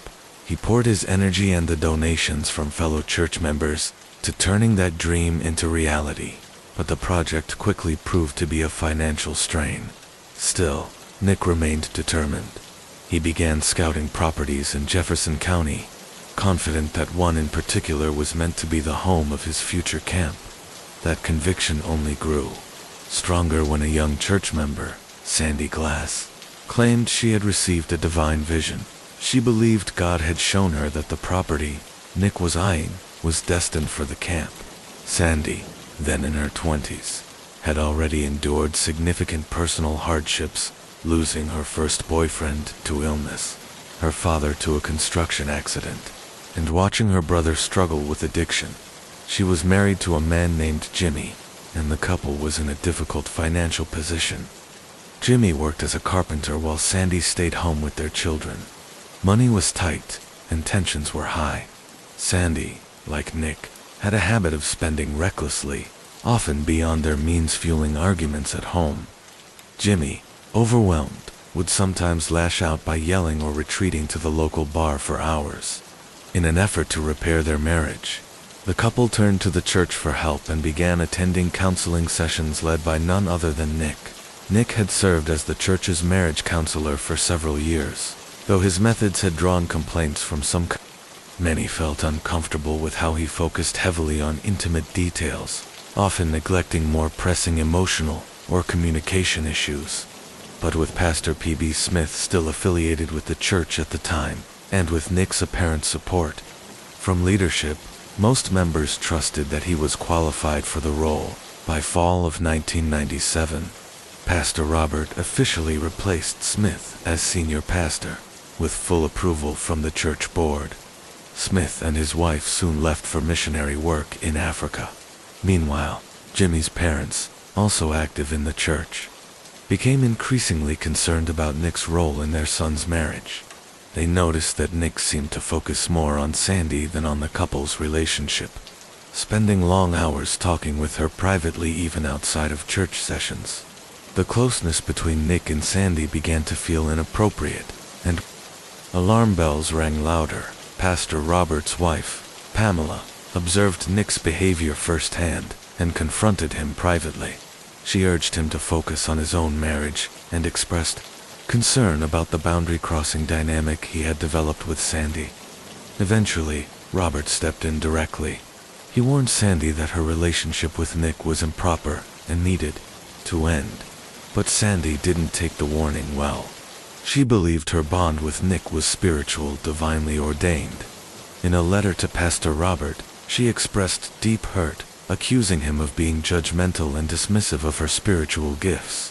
She said his lack of belief in her abilities made her question whether she was truly welcome or valued in the church. The relationship between Nick and Sandy was beginning to unravel the lives around them. Jimmy and their children were deeply hurt. In fact, one of the children confided in Jimmy, saying that Nick and Sandy had talked about Nick becoming their new dad if Jimmy were to die. Dawn, Nick's wife, was also suffering. She confided in friends about her financial worries and her longing to have children, something Nick had firmly opposed. As 1997 came to a close, Nick's behavior grew even more troubling. He was seen engaging in long, private conversations with multiple women in the church, all while Sandy continued to claim she was receiving spiritual visions. In these visions, she said God wanted Nick to prioritize building the youth camp and to devote himself to her. She believed they were destined to be together. Meanwhile, Dawn tried desperately to save her marriage. She worked to improve herself, even trying to lose weight in hopes of winning back Nick's affection. Her friends in the congregation consoled her, assuring her the problem wasn't her, it was Nick. Dawn's life had not turned out the way she imagined when she married Nick. On Christmas Day, Dawn was feeling under the weather with a cold. Still, she and Nick visited her family and spent the day with them. That evening they joined the family of P.B. Smith for a visit. Plans were made for Nick to go hunting the next morning with Lindsay Smith and her friends. Early on December 26th, just before sunrise, Nick met up with the group at the Hood Canal Bridge in Jefferson County. They spent a few uneventful hours in the woods, but didn't fire a single shot. Around 9 a.m., they went to a local diner for breakfast. Then, quite suddenly, Nick stood up and said he needed to leave. He and Dawn hadn't opened their Christmas presents yet. By 10 a.m., Nick arrived back home. What he found was horrifying. The house was in flames, and Dawn was dead. Investigators later determined the fire had originated in the bedroom, likely from a malfunctioning space heater. The blaze quickly intensified due to piles of newspaper and discarded wrapping paper in the room, along with several propane tanks lying on the floor. Strangely, though Nick had told his hunting companions just an hour earlier that he and Dawn hadn't opened their gifts, he later told authorities that they had opened them the night before. He claimed Dawn had gone to bed early because she felt unwell and hadn't cleaned up the wrapping paper. He also stated that one of the propane tanks had been a Christmas gift. The couple had been using old space heaters during a renovation, and those heaters were known to be fire hazards. The police found no reason to doubt Nick's story, as a trusted pastor. He didn't seem like someone who could be involved in anything sinister.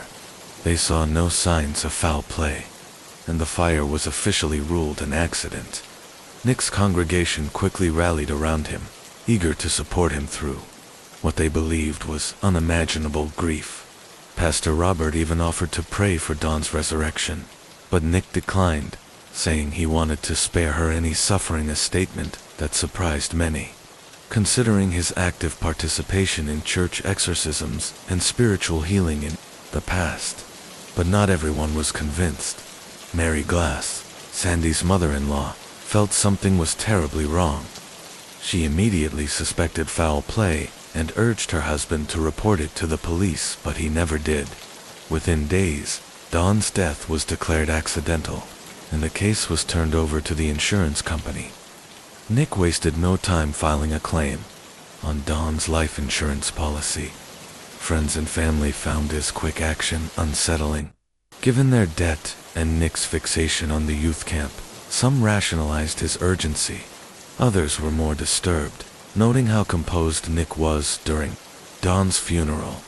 He delivered a 45-minute eulogy without faltering and was later found discarding photos of her, as if trying to erase her presence. His demeanor toward those around him also changed.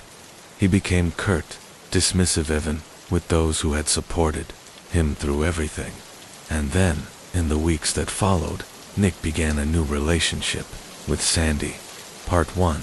The Death of Dawn Hatcheney. Nick Hackney's conduct in the months following his wife Dawn's death grew increasingly disturbing. He initiated a relationship with Dawn's own mother under the guise of grieving as a widower. His behavior became so concerning that even Pastor Robert, once his closest ally, asked Nick to leave Christ Community Church. On April 10, 2001, Nick's former lover, Sandy, finally met with the district attorney. She was offered immunity in exchange for information. Sandy revealed a chilling secret Nick had confessed to her years earlier, on December 26, 1997. According to her, during a phone call with Nick that day, he abruptly ended the conversation. When they spoke again later, he simply said, "It's done." Sandy eventually confronted him, and Nick confessed in detail. He admitted to giving Dawn a massive overdose of Benadryl and then suffocating her by placing a plastic bag over her head. Tragically, Dawn was still semi-conscious, fully aware of what was happening as her husband ended her life. After ensuring she was dead, Nick staged the scene to look like an accidental fire.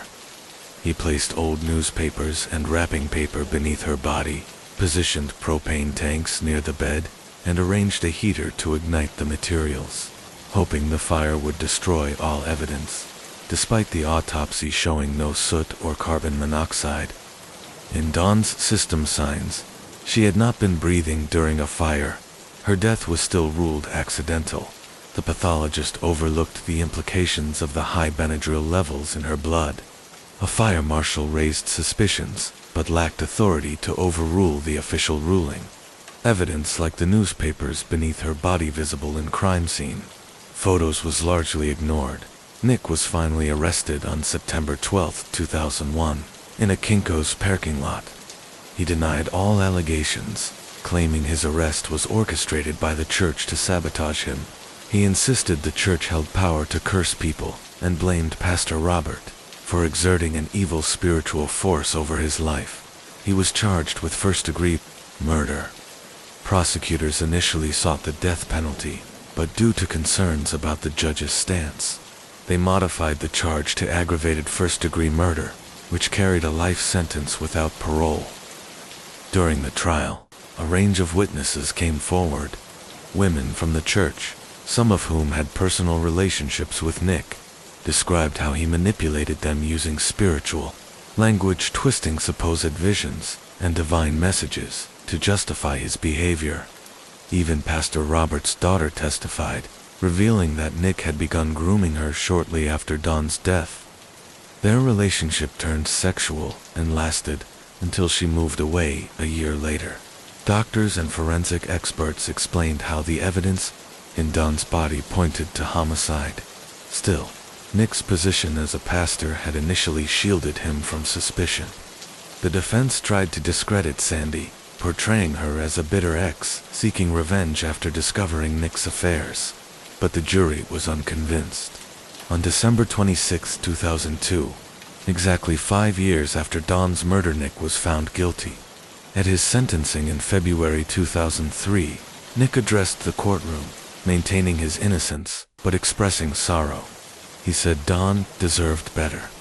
The court sentenced him to life without the possibility of parole. Part 2. A sentence overturned, but the case didn't end there. In 2007, Nick appealed to the Washington State Supreme Court. His lawyers argued that since Dawn had already died by suffocation, the charge of aggravated first-degree murder, which required that the victim die as a result of the arson, didn't apply. The court agreed. His sentence was reduced to 26 years in prison while incarcerated. Nick involved himself in sustainability initiatives, co-founding the Environmental Advancement Reintegration Network. He helped implement a waste management system using worm composting and even delivered a TED Talk from prison. As of 2025, Nick Hatcheny is now eligible for parole. Dawn is gone, but her memory lives on. She married the man she believed to be her soulmate, only to be betrayed in the most unimaginable way. Our thoughts are with her family and all those forever changed by her tragic death. Part 3.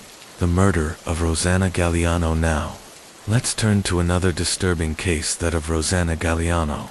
Rosanna was born in Buenos Aires, Argentina, in the late 1970s. She was the youngest of 4 siblings, 2 brothers, Oscar and Gustavo, and a sister named Monica. Her parents, Reynaldo and Graciela, lived modestly. Reynaldo worked as a mechanic. After finishing high school in the late 90s, Rosanna began helping out at her father's workshop. It was there, in 2001, that she met 52-year-old Jose Arca. He had brought in a vintage car for repairs. Jose had returned to Argentina in 1996 after living abroad for decades, including time in Greece and the US, where he had served for years in prison for drug trafficking. Despite his criminal past, Jose seemed well off. He owned several properties in a wealthy suburb of Buenos Aires and boasted a charming personality.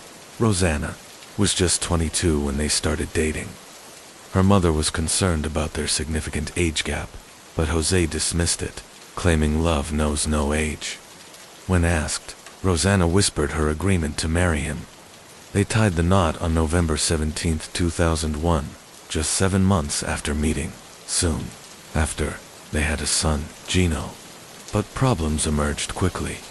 Jose was possessive, controlling, and increasingly abusive. He often belittled Rosanna and her family, and even flaunted his gun collection to intimidate them. His mother, Elsa, who still lived in the United States, exerted disturbing control over their lives from afar. Rosanna endured both emotional and physical abuse. Her brother Oscar once saw Jose hit her while they were painting the house. Her father noticed bruises on her back, which she said came from Jose dragging her across the pavement.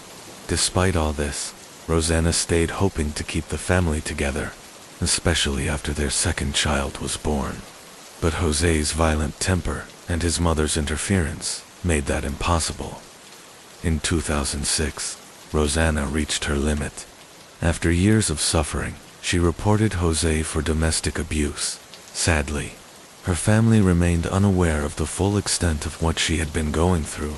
After filing a second complaint that included a request for a medical examination to document her injuries, Rosanna finally confided in her sister, Monica. The two made a pact to stay in close contact, promising to reach out to one another whenever anything felt wrong. Monica quickly became Rosanna's safe haven, her emotional anchor, and the only place she and her children could find real comfort.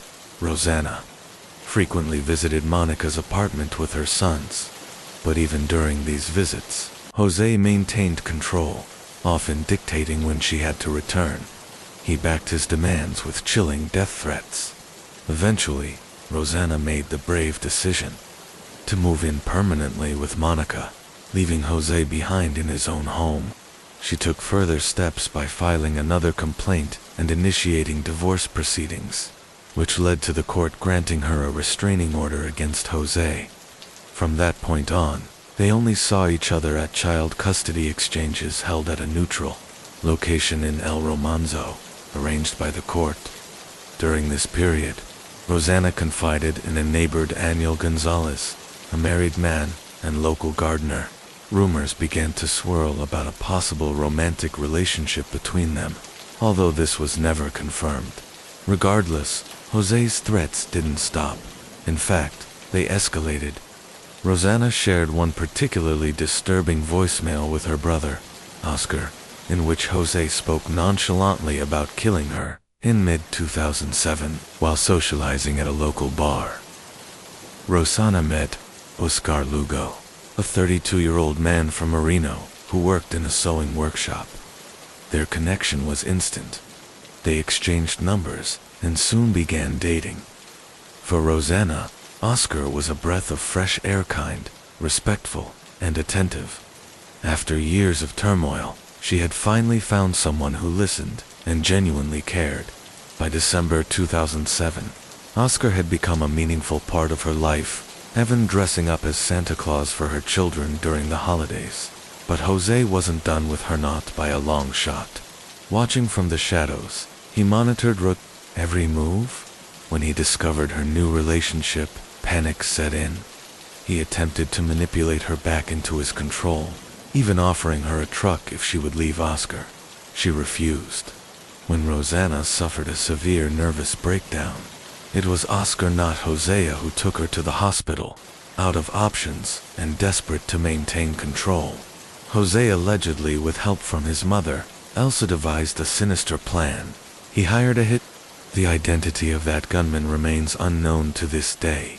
On the night of January 16, 2008, Rosanna and Monica drove to Illinois to pick up her sons, ages 4 and 3. But Jose stalled, making excuses for the delay. At 9:50 p.m., he called Rosanna, claiming that Geronimo had a fever and he would take him to the hospital himself and return him the next day.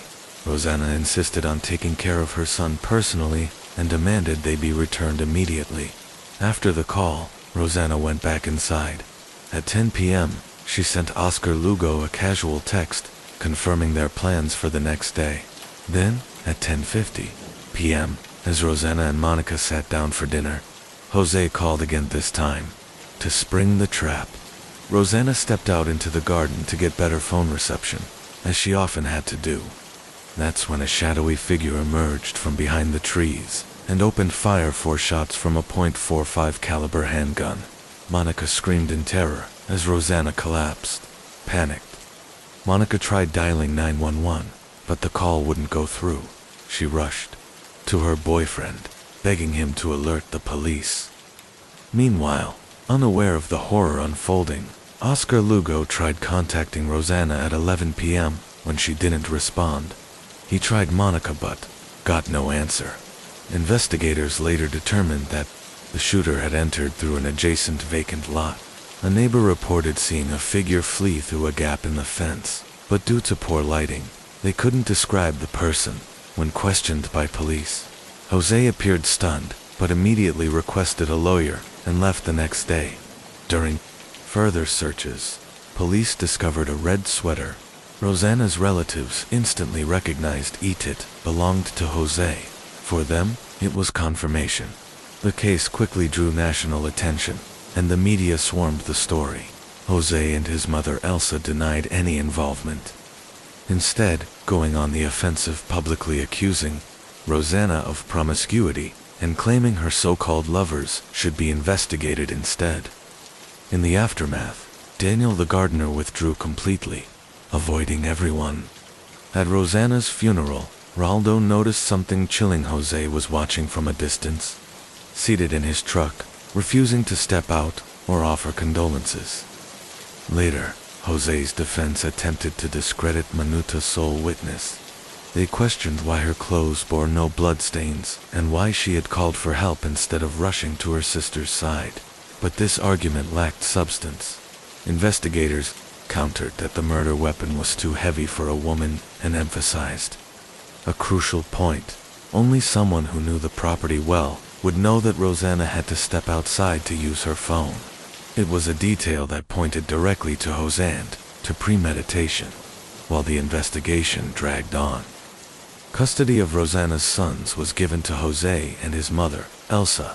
Meanwhile, their maternal grandmother, Graciela, was granted only limited visitation. Monica and Oscar were denied access altogether, with Jose claiming it was to protect the children. Still, the boys missed their aunt. Jose eventually allowed supervised visits, during which Monica took them to see a psychologist. Graciela later secured more consistent visitation, though her request for guardianship was denied. In a television interview, Jose made shocking claims, alleging that Rosanna had affairs with 4 different men, all of whom had criminal records. He insisted she used those relationships to blackmail them for personal gain. In the meantime, Oscar Lugo, now receiving threats, was placed under police protection and fitted with a GPS tracking bracelet as a protected witness in his sister's case. By late 2007, investigators still lacked the final piece of evidence needed to press formal charges. That breakthrough came in January 2008, 1 year after the murder, when Jose was arrested and charged with aggravated homicide. Prosecutors cited his romantic relationship with Rosanna, clear premeditation, and the likely involvement of multiple individuals. In a rare and heartwarming moment, for years after her death, Oscar was granted visitation and took his young nephews to a soccer game. Now 6 and 7, the boys greeted him with hugs. In April 2013, the trial finally began. Jose proclaimed his innocence, but in May, he suffered a stroke, delaying the final verdict until November 2013. The court ultimately found both Jose and Elsa guilty, determining that the murder bore the hallmarks of an organized hit. They had lured Rosanna outside, knowing she'd be vulnerable, and they did it all for control, for custody, and for money. Part 1. The Galliano Children, a family torn apart after a long and bitter legal battle over the division of marital assets. Jose and Elsa received life sentences. The appeals court later upheld their convictions, citing Jose's history of threats, the long-standing domestic abuse Rosanna had endured, and the overpowering influence of his mother, Elsa. But despite the convictions, one critical question remained unanswered. Who had actually pulled the trigger? To this day, the true identity of the shooter has never been confirmed. In 2015, citing Elsa's advanced age and Jose's declining health, both were transferred to house arrest. This allowed the children, who had spent years in a state of emotional limbo, to reunite with them. Still, Monica and Graciela, Rosanna's sisters, had no contact with the boys. The children were moved from home to home places, familiar to Jose, but foreign to Rosanna's side of the family. Then, in January 2017, a court ruling granted the boys their first weekend visit with their maternal grandparents. The Galliano home was prepared with love, fresh paint, a deep clean, colorful decorations, and the comforting aroma of their favorite dish, cooked by Graciela. That weekend was filled with joy.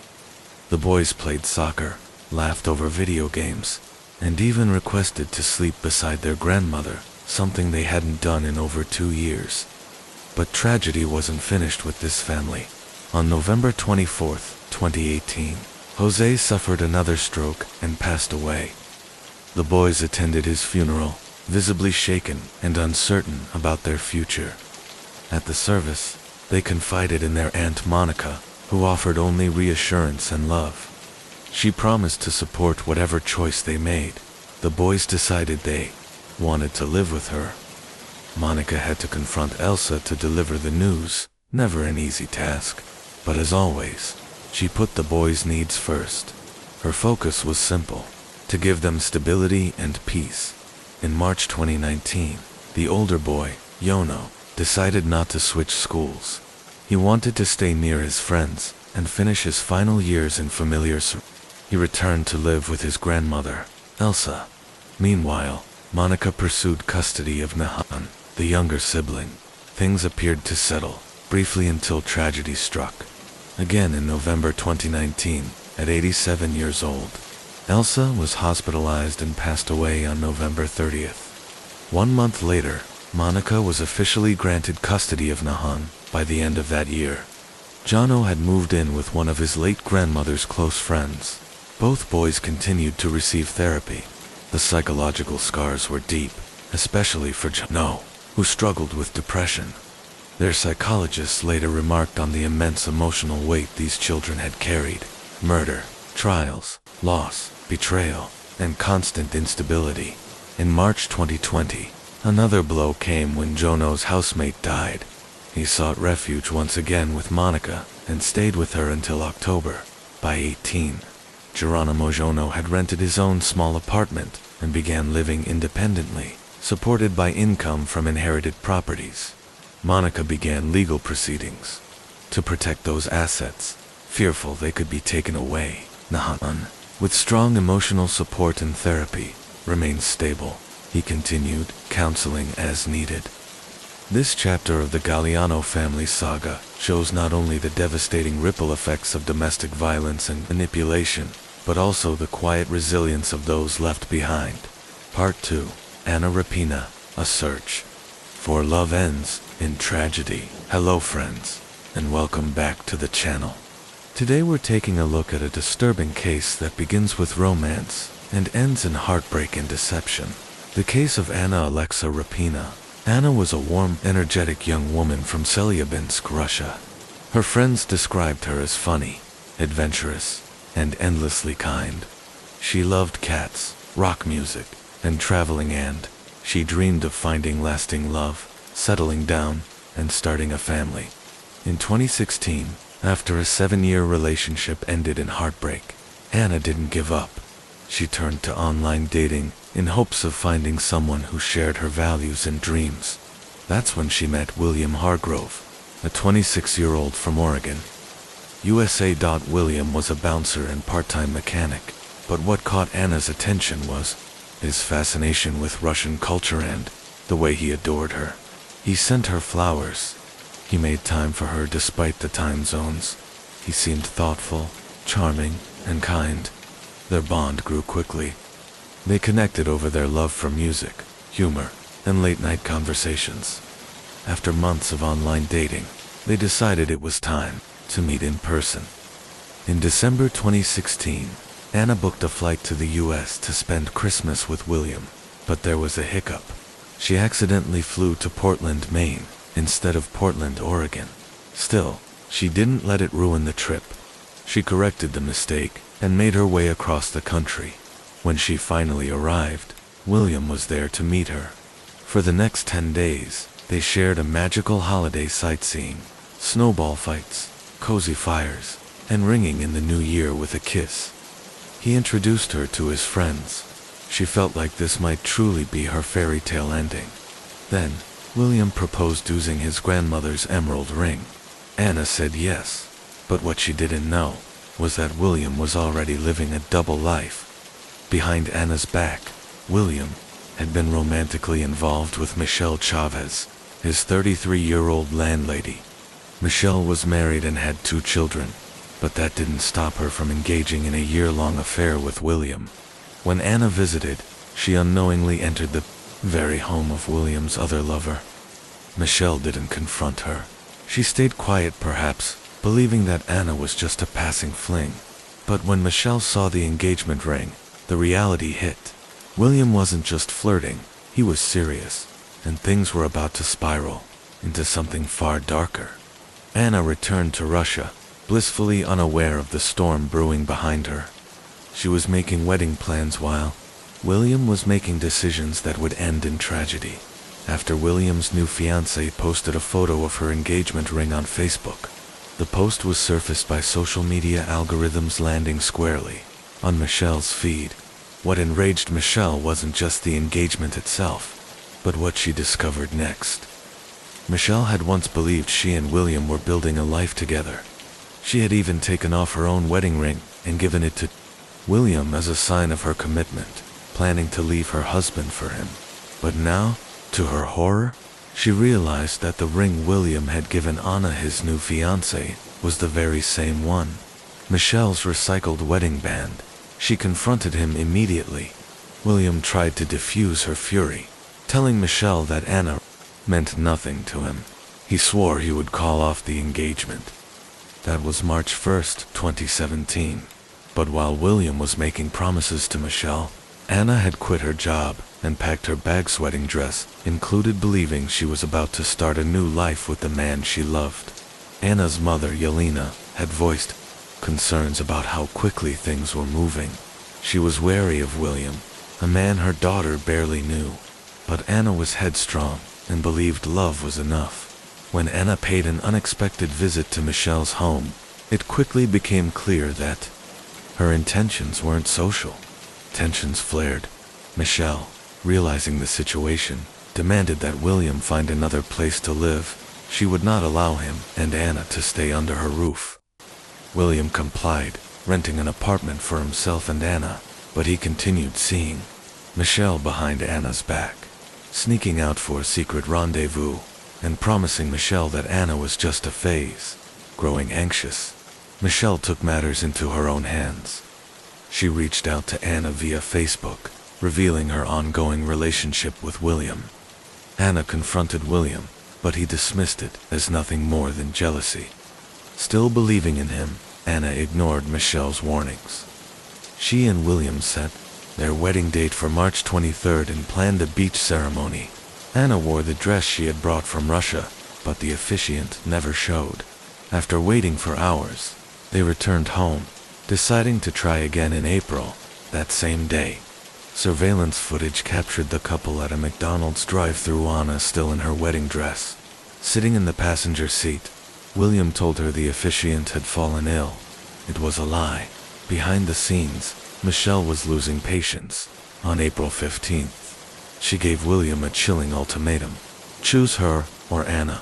She warned that if Anna wasn't gone by April 20th, she would build a snowman, a disturbing phrase implying murder and disposal in a snow-covered area where the body would never be found. After her threat, William stopped responding. Assuming he had chosen Anna, Michelle left him multiple voicemails, expressing heartbreak and betrayal. But on Easter Sunday, April 16th, William called her. He said he was single again. He claimed he had ended his relationship with Anna, who was now heading back to Russia. He told Michelle he'd hit a deer and was waiting at a store called iMarshall for car repairs. Michelle, who was attending a family Easter gathering, excused herself and went to meet him. They shared an intimate moment in his car, reigniting what she believed was their true bond.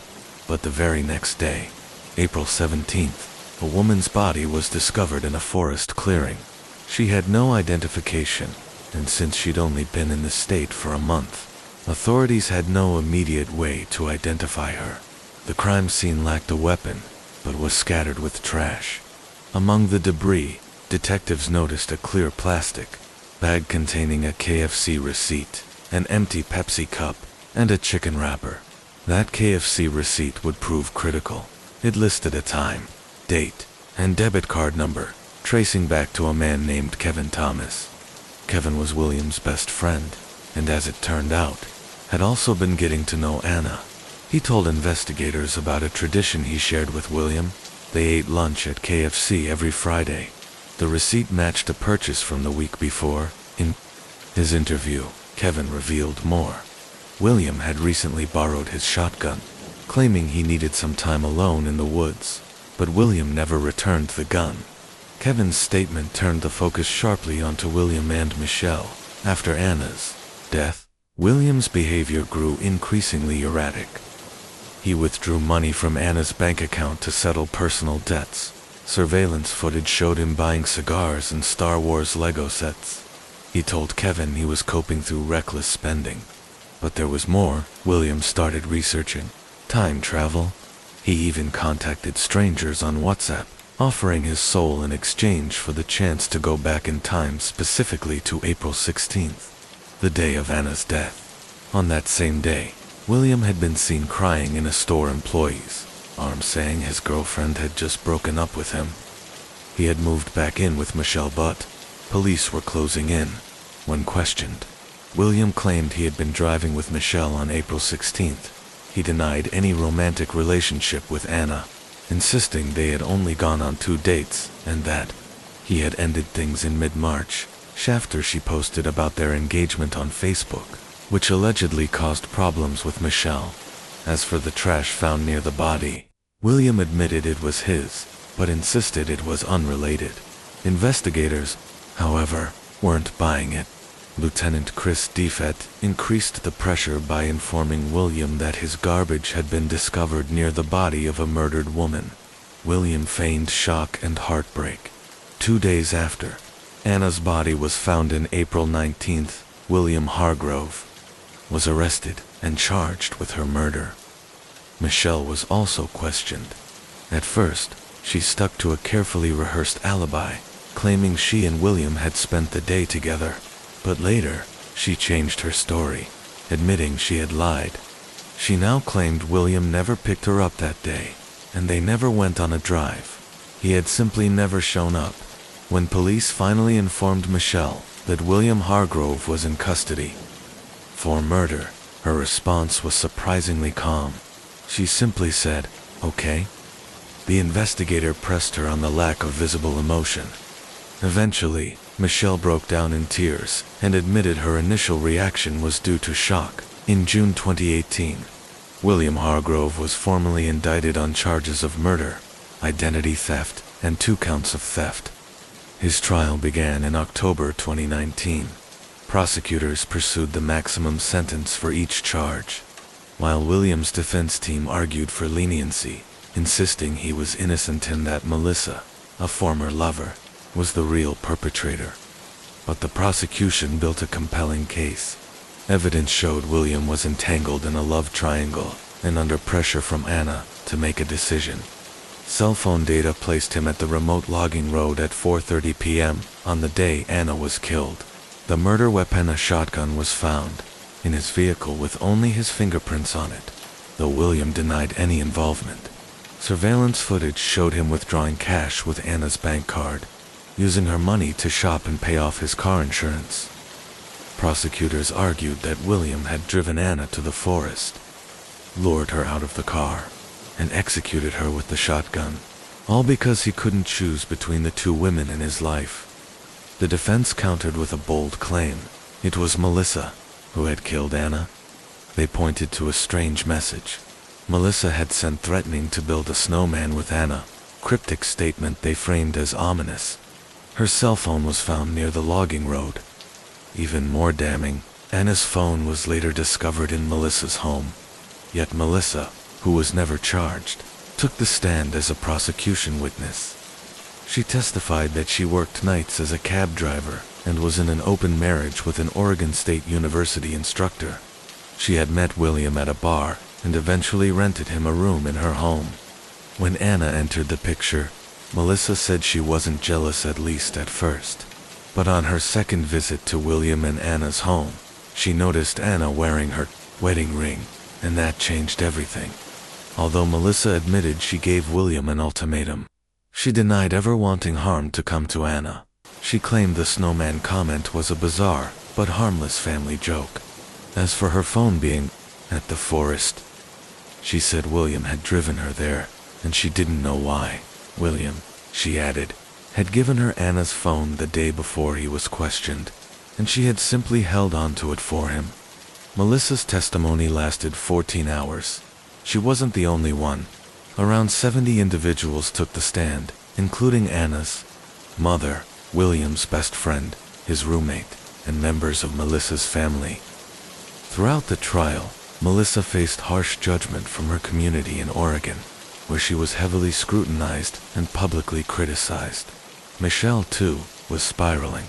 She eventually attempted suicide but survived. The prosecutor later commended Michelle for taking responsibility, describing her as tough, super tough. After a month of courtroom proceedings, the jury was tasked with reaching a verdict. They deliberated for less than 3 hours. The outcome was clear.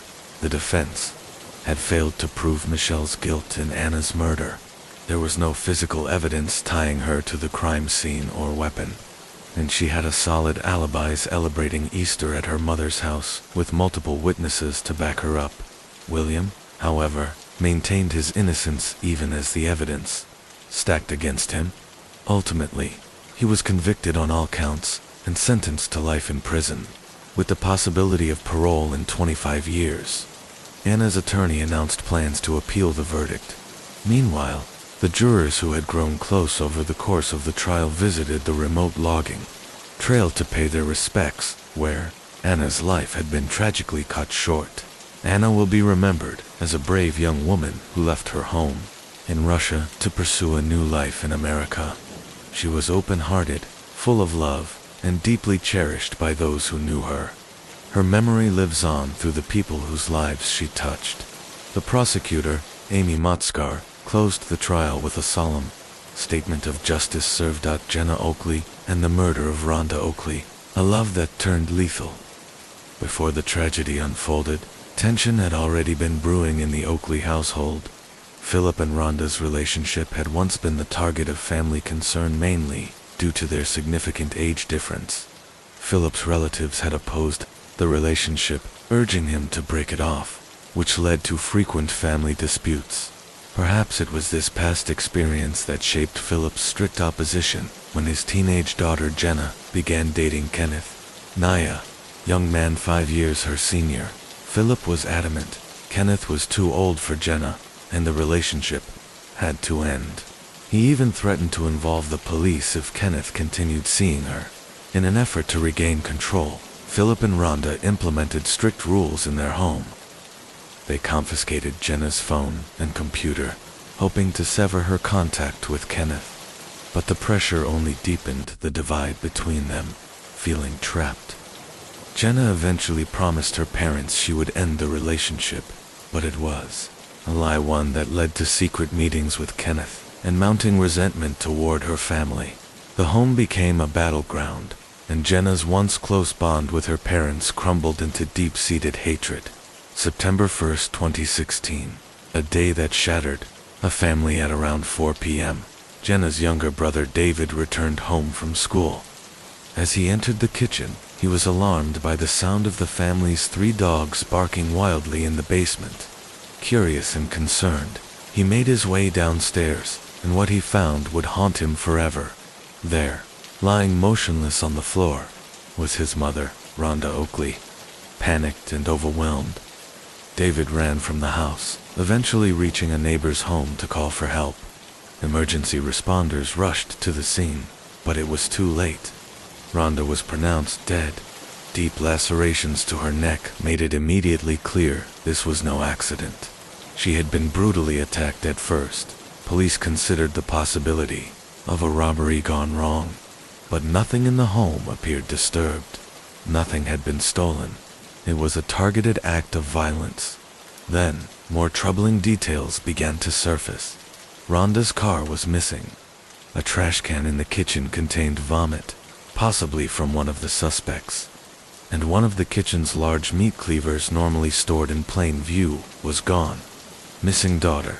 Missing answers. When Philip returned home, detectives informed him of Rhonda's death and questioned him about the family dynamic. He revealed something chilling. Jenna hadn't been to school that day. In fact, she had been unreachable since morning. Her teachers had even called to report her absence.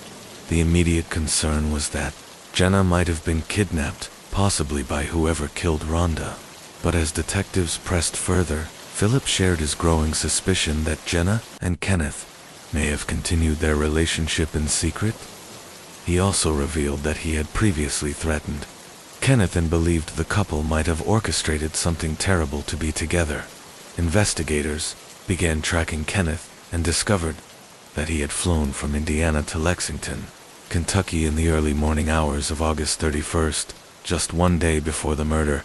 From the airport, he took a taxi directly to the Oakley residence. Soon after, a lead came from Denver. A store manager contacted police, saying he had seen Jenna and a young man matching Kenneth's description enter the store on September 1. Surveillance footage confirmed it. The pair appeared calm and collected. They left together in a car that matched the description of Rhonda's missing vehicle. What stood out most was Jenna's demeanor. She showed no signs of distress, fear, or coercion, raising serious doubts about any abduction theory. A diary of hatred and a chilling plan. As the investigation deepened, police searched Jenna's room. What they found turned the case on its head. A diary. The entries were shocking. Jenna wrote openly about her love for Kenneth and her hatred for her family. She detailed how they had tried to keep her and Kenneth apart, and how that interference had sparked a murderous rage. But it wasn't just angry thoughts. Jenna had written out an actual plan to kill her father, stepmother, and brother so they could never come between her and Kenneth again. Her plan was disturbingly specific. First, lure her father to the basement between 4 o'clock and 5 a.m. and stab him in the neck. Then kill Rhonda in her bedroom between 6 o'clock and 8 a.m. Finally, kill her younger brother David while he slept. When Philip read the diary, he was so overwhelmed by shock that he fainted. He couldn't fathom that his daughter had not only imagined such horror, but had fully intended to carry it out. The diary became the linchpin of the case. With Kenneth's phone number in hand, authorities quickly traced his location. The arrest, September 4, 2016, 3 days after the murder. Police located Jenna and Kenneth in Tucumcari, New Mexico. Local authorities found Rhonda's stolen car parked near a hotel where the couple had been staying. Both were arrested and held in a local detention center, awaiting extradition back to Kentucky. The murder weapon, however, was never found. While in custody, Kenneth attempted suicide by hanging himself in his cell. He was found in critical condition and rushed to the hospital. Beside him was a handwritten letter in which he claimed full responsibility for the murder, insisting that Jenna had only followed his plan. His goal was clear: to take the blame and shield Jenna from prosecution. Authorities chose not to tell Jenna about Kenneth's suicide attempt or confession, at least not right away. They wanted her account to come UNINFLUENCED. Jenna confessed upon her return to Kentucky. Jenna gave a full confession. According to her, Kenneth had arrived at her home early on September 1st. That was why she hadn't gone to school. They spent the entire day together. Around 3 p.m., Rhonda returned home and walked into the basement where she encountered Kenneth. A confrontation broke out, escalating into a full-blown argument between Rhonda and Jenna. Jenna admitted she lashed out, attempting to strangle her stepmother by the neck. Then, Kenneth stepped in. He took over, and what followed was fatal. Rhonda Oakley was murdered in her own basement, in what investigators now understood was a planned act of violence driven by obsession, manipulation, and unchecked teenage rage. Jenna Oakley strangled her stepmother Rhonda Oakley with such force that the woman soon lost consciousness and collapsed to the floor. Once Rhonda was incapacitated, Jenna retrieved a kitchen knife and inflicted multiple fatal wounds to her neck, ultimately ending her life. Kenneth Nye, Jenna's 20-year-old boyfriend, witnessed the brutal act. The sight was so disturbing that he vomited into a nearby trash can. In the days following the crime, police questioned Jenna about the weapon. She explained that during their escape, she and Kenneth had wrapped the knife in a bag and discarded it at a fast food restaurant. At the time of Jenna's testimony, Kenneth was still in the hospital in critical condition, having attempted suicide shortly after their arrest. He was formally charged with first-degree murder, but never stood trial. After 6 weeks on life support, Kenneth succumbed to his injuries and passed away. In October 2019, Jenna was formally charged with her stepmother's murder. Prosecutors alleged that she either directly caused the death or acted in collaboration with someone else. She was also charged with theft. Jenna remained in custody without bail at a juvenile detention center. Her father, Philip Oakley made a heartbreaking public statement. He said he no longer considered Jenna his daughter and felt she didn't deserve his protection after what she had done. "I hope she gets what she deserves," he said. Jenna wasn't informed of Kenneth's death until a court hearing. Upon hearing the news, she fainted.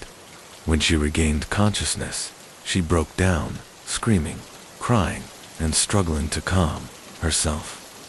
In January 2019, Jenna pleaded guilty to first-degree manslaughter.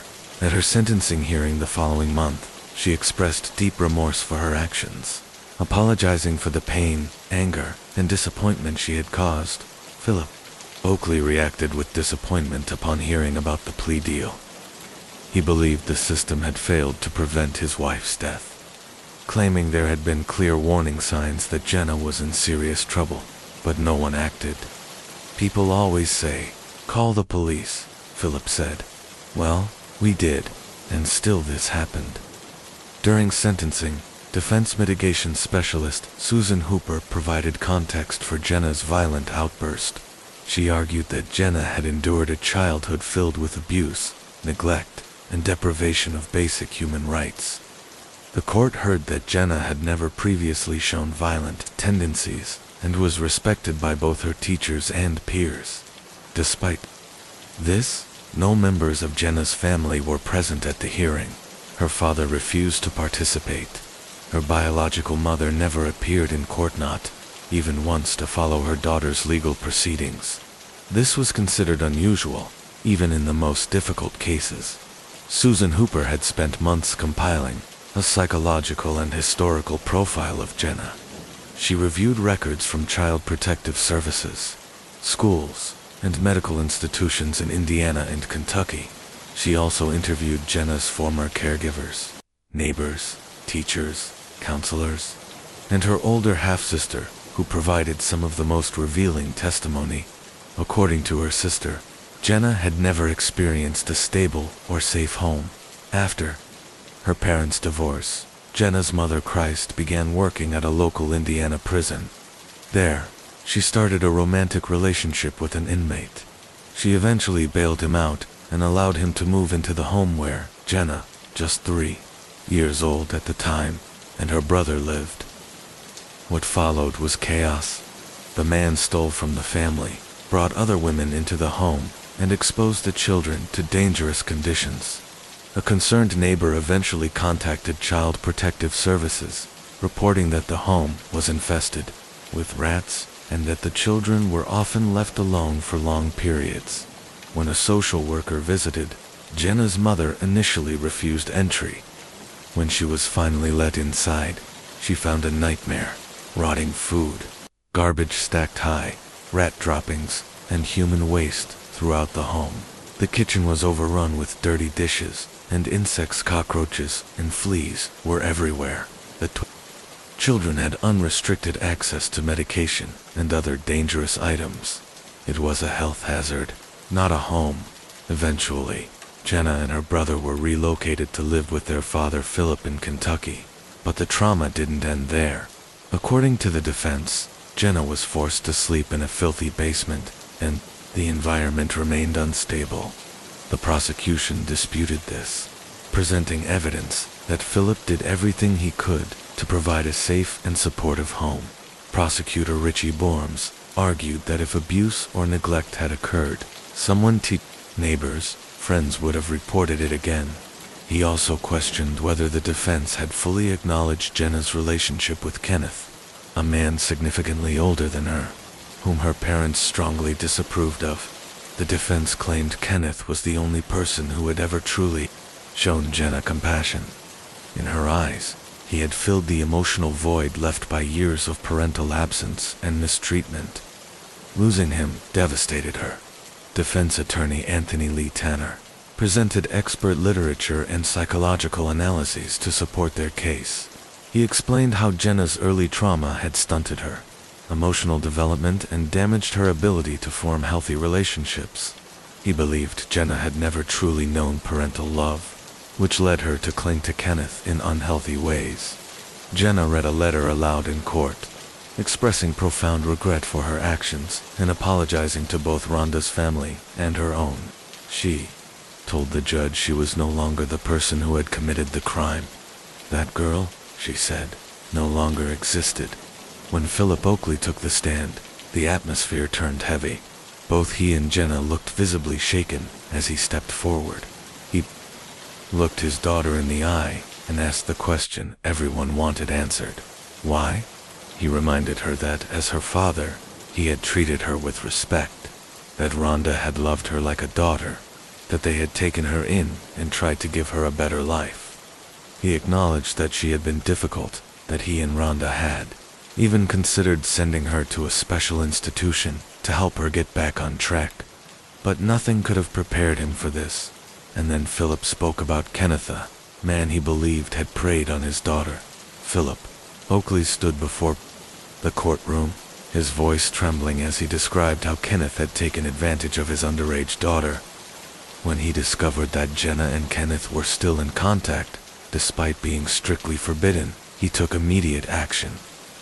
Philip reported Kenneth to the police and warned him to stay away from Jenna, threatening legal consequences if necessary. Turning to his daughter, visibly shaken, Philip expressed the depth of his anguish. He condemned her actions as unforgivable, emphasizing that Rhonda, Jenna's stepmother, had been an exceptional woman, a devoted mother with unmatched compassion. Jenna's betrayal, he said, didn't just destroy Rhonda's life, but shattered the lives of everyone around her. He then questioned why Jenna had planned to harm not only Rhonda, but also himself and her younger brother. Philip refused to see her as a victim. In his eyes, Jenna had made her choices, but he acknowledged that those choices were influenced by manipulation and circumstance. Still, despite everything, Philip ended his statement with a declaration of love. No matter what she had done, she would always be his daughter. Overcome with emotion, Jenna broke down in tears. Through sobs, she cried out that she had never felt part of the family, that she had never known her father's love. The courtroom fell into silence. The judge called for a recess to allow time for deliberation. On March 27, 2019, the verdict was delivered. Jenna Oakley was sentenced to 15 years in prison, 10 years for first-degree manslaughter, and 5 years for car theft. She would be eligible for parole in 2034. This tragic case served as a painful reminder. While justice may be delayed, it ultimately prevails, and those who commit unthinkable crimes must face the consequences. Transition to next case. 40 years ago, a young American girl was found brutally murdered in a cemetery in New Jersey. Her face had been bludgeoned so severely she was unrecognizable. For decades, her identity remained a mystery. The public gave her a name, Princess Dotha, unidentified girl who had died far too young. Today, we finally know who she was. Hi, and welcome to Mysterious 7. I'm Michael, and in this episode, we'll uncover the tragic story of Princess Do, how she died, how her identity was revealed, and how justice finally caught up with her killer. Princess Do was a previously unidentified teenager from West Babylon, New York, on July 15, 1982. Her body was discovered in the rear section of Cedar Ridge Cemetery in Blairstown, New Jersey. Gravedigger George Keiss was the first to find her. It was 8 a.m. when he spotted the body lying on its back, just over a steep embankment that led to a nearby creek. Her face had been savagely beaten beyond recognition. The weapon, never definitively identified, had caused devastating injuries. Due to the level of decomposition, even her eye color couldn't be confirmed. She wore a red short-sleeved blouse. A peasant-style skirt was draped across her legs. No shoes or undergarments were found. A gold cross necklace was tangled in her hair, and she had 2 earrings in her left ear. Her right hand had red nail polish, but the left was bare. There were no visible surgical scars, birthmarks, or tattoos. Any distinguishing facial marks were impossible to identify due to the damage. Forensic anthropologists estimated that she was between 14 and 18 years old. She had never been pregnant. Toxicology results showed no signs of drug use, but the analysis was inconclusive due to the time lapse since her death. The body had likely been exposed to the elements for several days, possibly even weeks though. The hot, humid summer weather made it difficult to be certain. Bruises and trauma to her hands and arms suggested that she fought back. She was laid to rest, not far from where she was found. In January 1983, donated funds provided her coffin and headstone. Inscribed on the stone were the words, "Princess Doe, missing from home, dead among strangers, remembered by all." For years, it was believed that Princess Doe might be Diane Janice Dye, a teenager who went missing from San Jose, California. In July 1979, some law enforcement officials in New Jersey were so convinced that they publicly declared Diane Dye to be Princess Doe at a press conference. But the case's original lead investigator, Eric Krantz, disagreed. Diane's family and California investigators also rejected the identification and, in 2003, DNA testing confirmed they were right. Princess Doe was not Diane Dye. In a potential breakthrough, a woman named Anne-Marie Latimer contacted authorities after seeing news reports about the case. She recognized the clothing Princess Doe had worn. Latimer claimed to have seen a girl in identical clothes buying cigarettes on July 13, 1982, just 2 days before the body was discovered. She had been shopping with her daughter at a supermarket across from the cemetery. Investigators traced the girl's clothing to a manufacturer in the Midwestern U.S., though brand labels were missing. Several others also claimed to have bought similar outfits at a Long Island store that has since closed. On September 22, 1999, Princess Doe's body was exhumed to collect DNA samples and then reburied in the same cemetery. In 2012, a new facial reconstruction was released to the public, sparking a wave of tips. The image bore similarities to several missing teens across the country. One theory suggested she had been a runaway using false names while working at a hotel in Ocean City, Maryland. Isotope testing on her hair and teeth revealed clues about her past. Results indicated she had lived for a significant time in either the Midwest or Northeast, possibly Arizona, but also spent long periods on Long Island. New York.lt Krantz, now retired, had named her Princess Doe early in the investigation. He also spearheaded efforts to bring national media attention to the case. Because of his work, Princess Doe became the first unidentified victim entered into the FBI's National Crime Information Center, NCIC. Despite extensive media coverage and public interest in the early 1980s, her identity remained a mystery for decades until technology and persistence finally brought answers. The case of Princess Doe continued to grip the public imagination for decades, drawing renewed interest when the documentary channel Missing approached investigators about chronicling the case. The show agreed, and filming took place over several weeks. The resulting segment followed leads in real time and featured powerful, archival footage, including scenes from the recovery of Princess Doe's body and HBO's documentation of her 1983 funeral. The case gained further exposure in 2012 when it was featured on America's Most Wanted, aiming to generate new information. That same year, the most recent forensic facial reconstruction of the victim was broadcast on CNN. On July 15, 2012, exactly 30 years after her remains were discovered near a ravine in Blairstown, New Jersey, a memorial service was held at the site. More than 100 people attended, including reporters and cameras. The victim's clothing and photo reconstructions were displayed for the public. 2 years later, in October 2014, Princess Doe was honored again at a local missing persons rally. Over the years, multiple theories emerged attempting to explain who Princess Doe was and who killed her.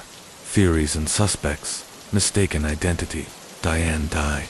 One early theory proposed that Princess Doe was actually Diane Dye, a missing teenager from California.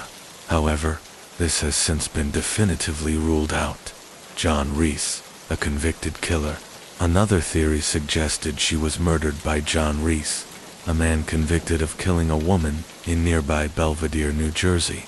But no evidence ever linked him to the Princess Doe case. Local runaway or sex worker. Some speculated that Princess Doe was a runaway or sex worker from Ocean City, Maryland, or possibly someone working at a local truck stop. However, no one from the area ever came forward to identify her, which cast doubt on the idea that she was locally known. Cover-up by a police officer. A more disturbing theory claimed that Princess Doe was killed by a Blairstown police officer, which would explain why the case remained unsolved. This claim, however, remains entirely unsubstantiated. In fact, several retired law enforcement officers continue to support and investigate the case decades later. Victim of a serial killer, others believed she may have fallen prey to a known serial killer, such as John Seahawk, Henry Lee Lucas, or Joel Rifkin. These claims were investigated, but ultimately found to lack credibility. Out-of-state camp worker. Yet another theory proposed that Princess Doe was a teenager working at a summer camp in the area. Again, there was no evidence to support this. Arthur Kinlaw, the leading suspect. The most compelling theory eventually emerged around a man named Arthur Kinlaw. His name first surfaced in 1999, and for many years, he remained a leading suspect. Kinlaw was already serving time for other crimes, and while many aspects of the case aligned with his known behavior, without a confirmed identity for the victim, his involvement couldn't be proven beyond a reasonable doubt. Advancements in DNA and identification. In November 2020, Princess Doe's body was exhumed once again using a grant to conduct advanced DNA extraction for genetic genealogy. By May 2021, the National Center for Missing and Exploited Children, NCMEC, partnered with Astria Forensics to analyze degraded DNA samples. On June 18, 2021, Astria Forensics agreed to build a DNA profile. That process was successful, and by February 10, 2022, the DNA file was ready and sent to genealogist Jennifer Moore of Innovative Forensic Investigations, who volunteered to conduct unlimited genealogical testing free of charge. On February 22, 2022, investigators were informed that a promising DNA match had been found. They traveled to West Babylon, New York, where they met with Robert Olin Jr., the victim's brother. A DNA sample from the victim's sister was also collected and used to create both mitochondrial and STR-DNA profiles. These profiles were processed with the assistance of the Union County Prosecutor's Office Forensic Laboratory and the University of North Texas Center for Human Identification. Finally, on April 29, 2022, the victim was positively identified as Don Olin, born on August 5, 1964. The public announcement was made on July 15, 2022, marking exactly 40 years since her body was found. Don's brother, Robert, revealed that she had left home at her mother's request and was never seen again. Arthur and Donna Kinlaw, the final link back in 1999. Disturbing new information surfaced. Arthur Kinlaw's wife, Donna Kinlaw, had been arrested for welfare fraud in California. When questioned, she confessed to knowing details about the murder of a woman named Linda and 2 other victims, whose identities remain unknown. Her testimony helped put both Kinlaws behind bars. Donna claimed that in July 1982, Arthur brought home a teenage girl, but returned without her. She described seeing him burn his clothes and clean out his vehicle afterward. Arthur then threatened Donna, saying that if she didn't keep working, he would do to her what he did to the girl. Donna even told investigators she was present in the cemetery when Arthur committed the murder. Lieutenant Stephen Spears, a retired officer from the Warren County Prosecutor's Office, reported that Arthur Kinlaw had confessed to the murder of Princess Doe, but that there was no physical evidence to support the claim at the time, especially without knowing her identity. Even Spears admitted skepticism about the Kinlaw's confession. Neither Arthur nor Donna could provide the victims, nay, despite allegedly having spent time with her. Nonetheless, Donna described the girl to a forensic artist, and the resulting sketch closely resembled the most recent composite of Princess Doe.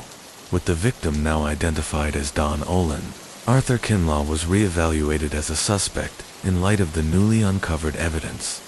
He has since been formally charged with her murder. The Girl in the Cemetery.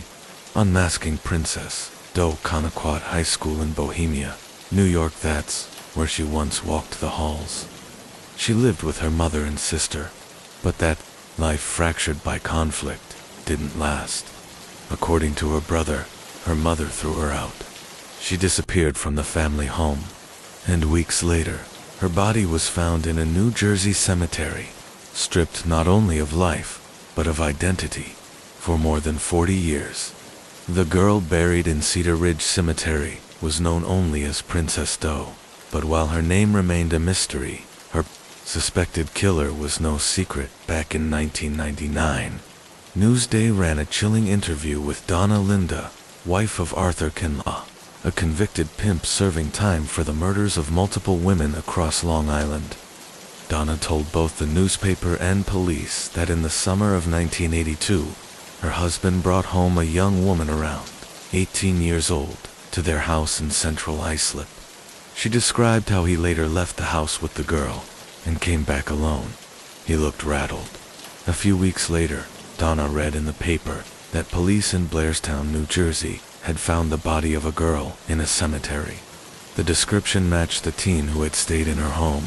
Donna recalled her husband growing increasingly agitated as she read the story aloud. "What does it say? Does it say who the person was who got killed?" he kept asking. That's when she first heard the name Princess Doe, name given by authorities to the unidentified girl, found beaten beyond recognition, wearing only her jewelry and a red skirt. Years passed. In 2005, Arthur Kinlaw confessed in writing to the murder of the girl in Blairstown, but no charges were filed at the time. He remained behind bars, convicted, for 2 other murders, including the 1984 killing of a girl he knew only as Linda, whom he admitted to strangling with his bare hands and beating with a bat. It wasn't until April 2023, nearly 4 decades later, that Princess Doe was finally identified. Her name was Dawn Olin. Kinlaw was officially charged with her murder following his own confession, witness statements, and a renewed investigation. Authorities believe that after Dawn refused his demands to go into prostitution, Kinlaw drove her from New York to Blairstown, where he murdered her in Cedar Ridge Cemetery. Neither of them had any ties to the town. Arthur Kinlaw remains imprisoned at Sullivan Correctional Facility in Fallsburg, New York. But the story doesn't end with his confession. It was forensic science that finally gave Princess Doe her name back. Enter the DNA Doe Project, a non-profit formed in 2017 to help identify unknown deceased persons through forensic genealogy. Volunteers and scientists have identified homicide victims, accident victims, and even suicides committed under aliases. In Dawn's case, the breakthrough came from something unbelievably smaller, Muller root, weighing just 200 milligrams. It held the answers that had eluded investigators for 40 years. In 2021, the National Center for Missing and Exploited Children, NCMEC, submitted Princess Doe's molar and an eyelash to Astrea Forensics, a lab known for extracting DNA from degraded samples. "We knew that if anyone could get results, it was Astrea," said Carol Schweitzer, a forensic supervisor at NCMEC, and they did. Astrea's CEO, Kelly Knight, described how they recovered hundreds of millions of DNA fragments from the tiny sample, enough to reconstruct her entire genome. That data was passed to investigators and used to begin building a family tree. That's where Innovative Forensic Investigations, IFI, stepped in. Using investigative genetic genealogy, they painstakingly worked backward through family lines until they reached one name, Dawn Olin. This was only possible because of incredible teamwork, said IFI CEO Jennifer Moore at a press conference. Warren County Prosecutor Jim Pfeiffer praised the persistence of everyone involved. Science and technology made the impossible possible, he said. This case was personal for us, and we never stopped fighting for Dawn. Dawn's family, overwhelmed with emotion, finally had answers. This is a very big deal for my family, her cousin said, standing with a photo of Dawn pinned to his chest. We want to thank Blairstown for treating her like one of their own. My cousin is always in my heart. Princess Doe's case was historic. On June 30th, 1983, it became the first unidentified person case ever entered into the FBI's National Crime Information Center, NCIC, by then-Director William Webster. That entry remained active for 40 years until the day her name was restored, thanks to forensic genealogy and the tireless efforts of law enforcement. Dawn Olin finally came home.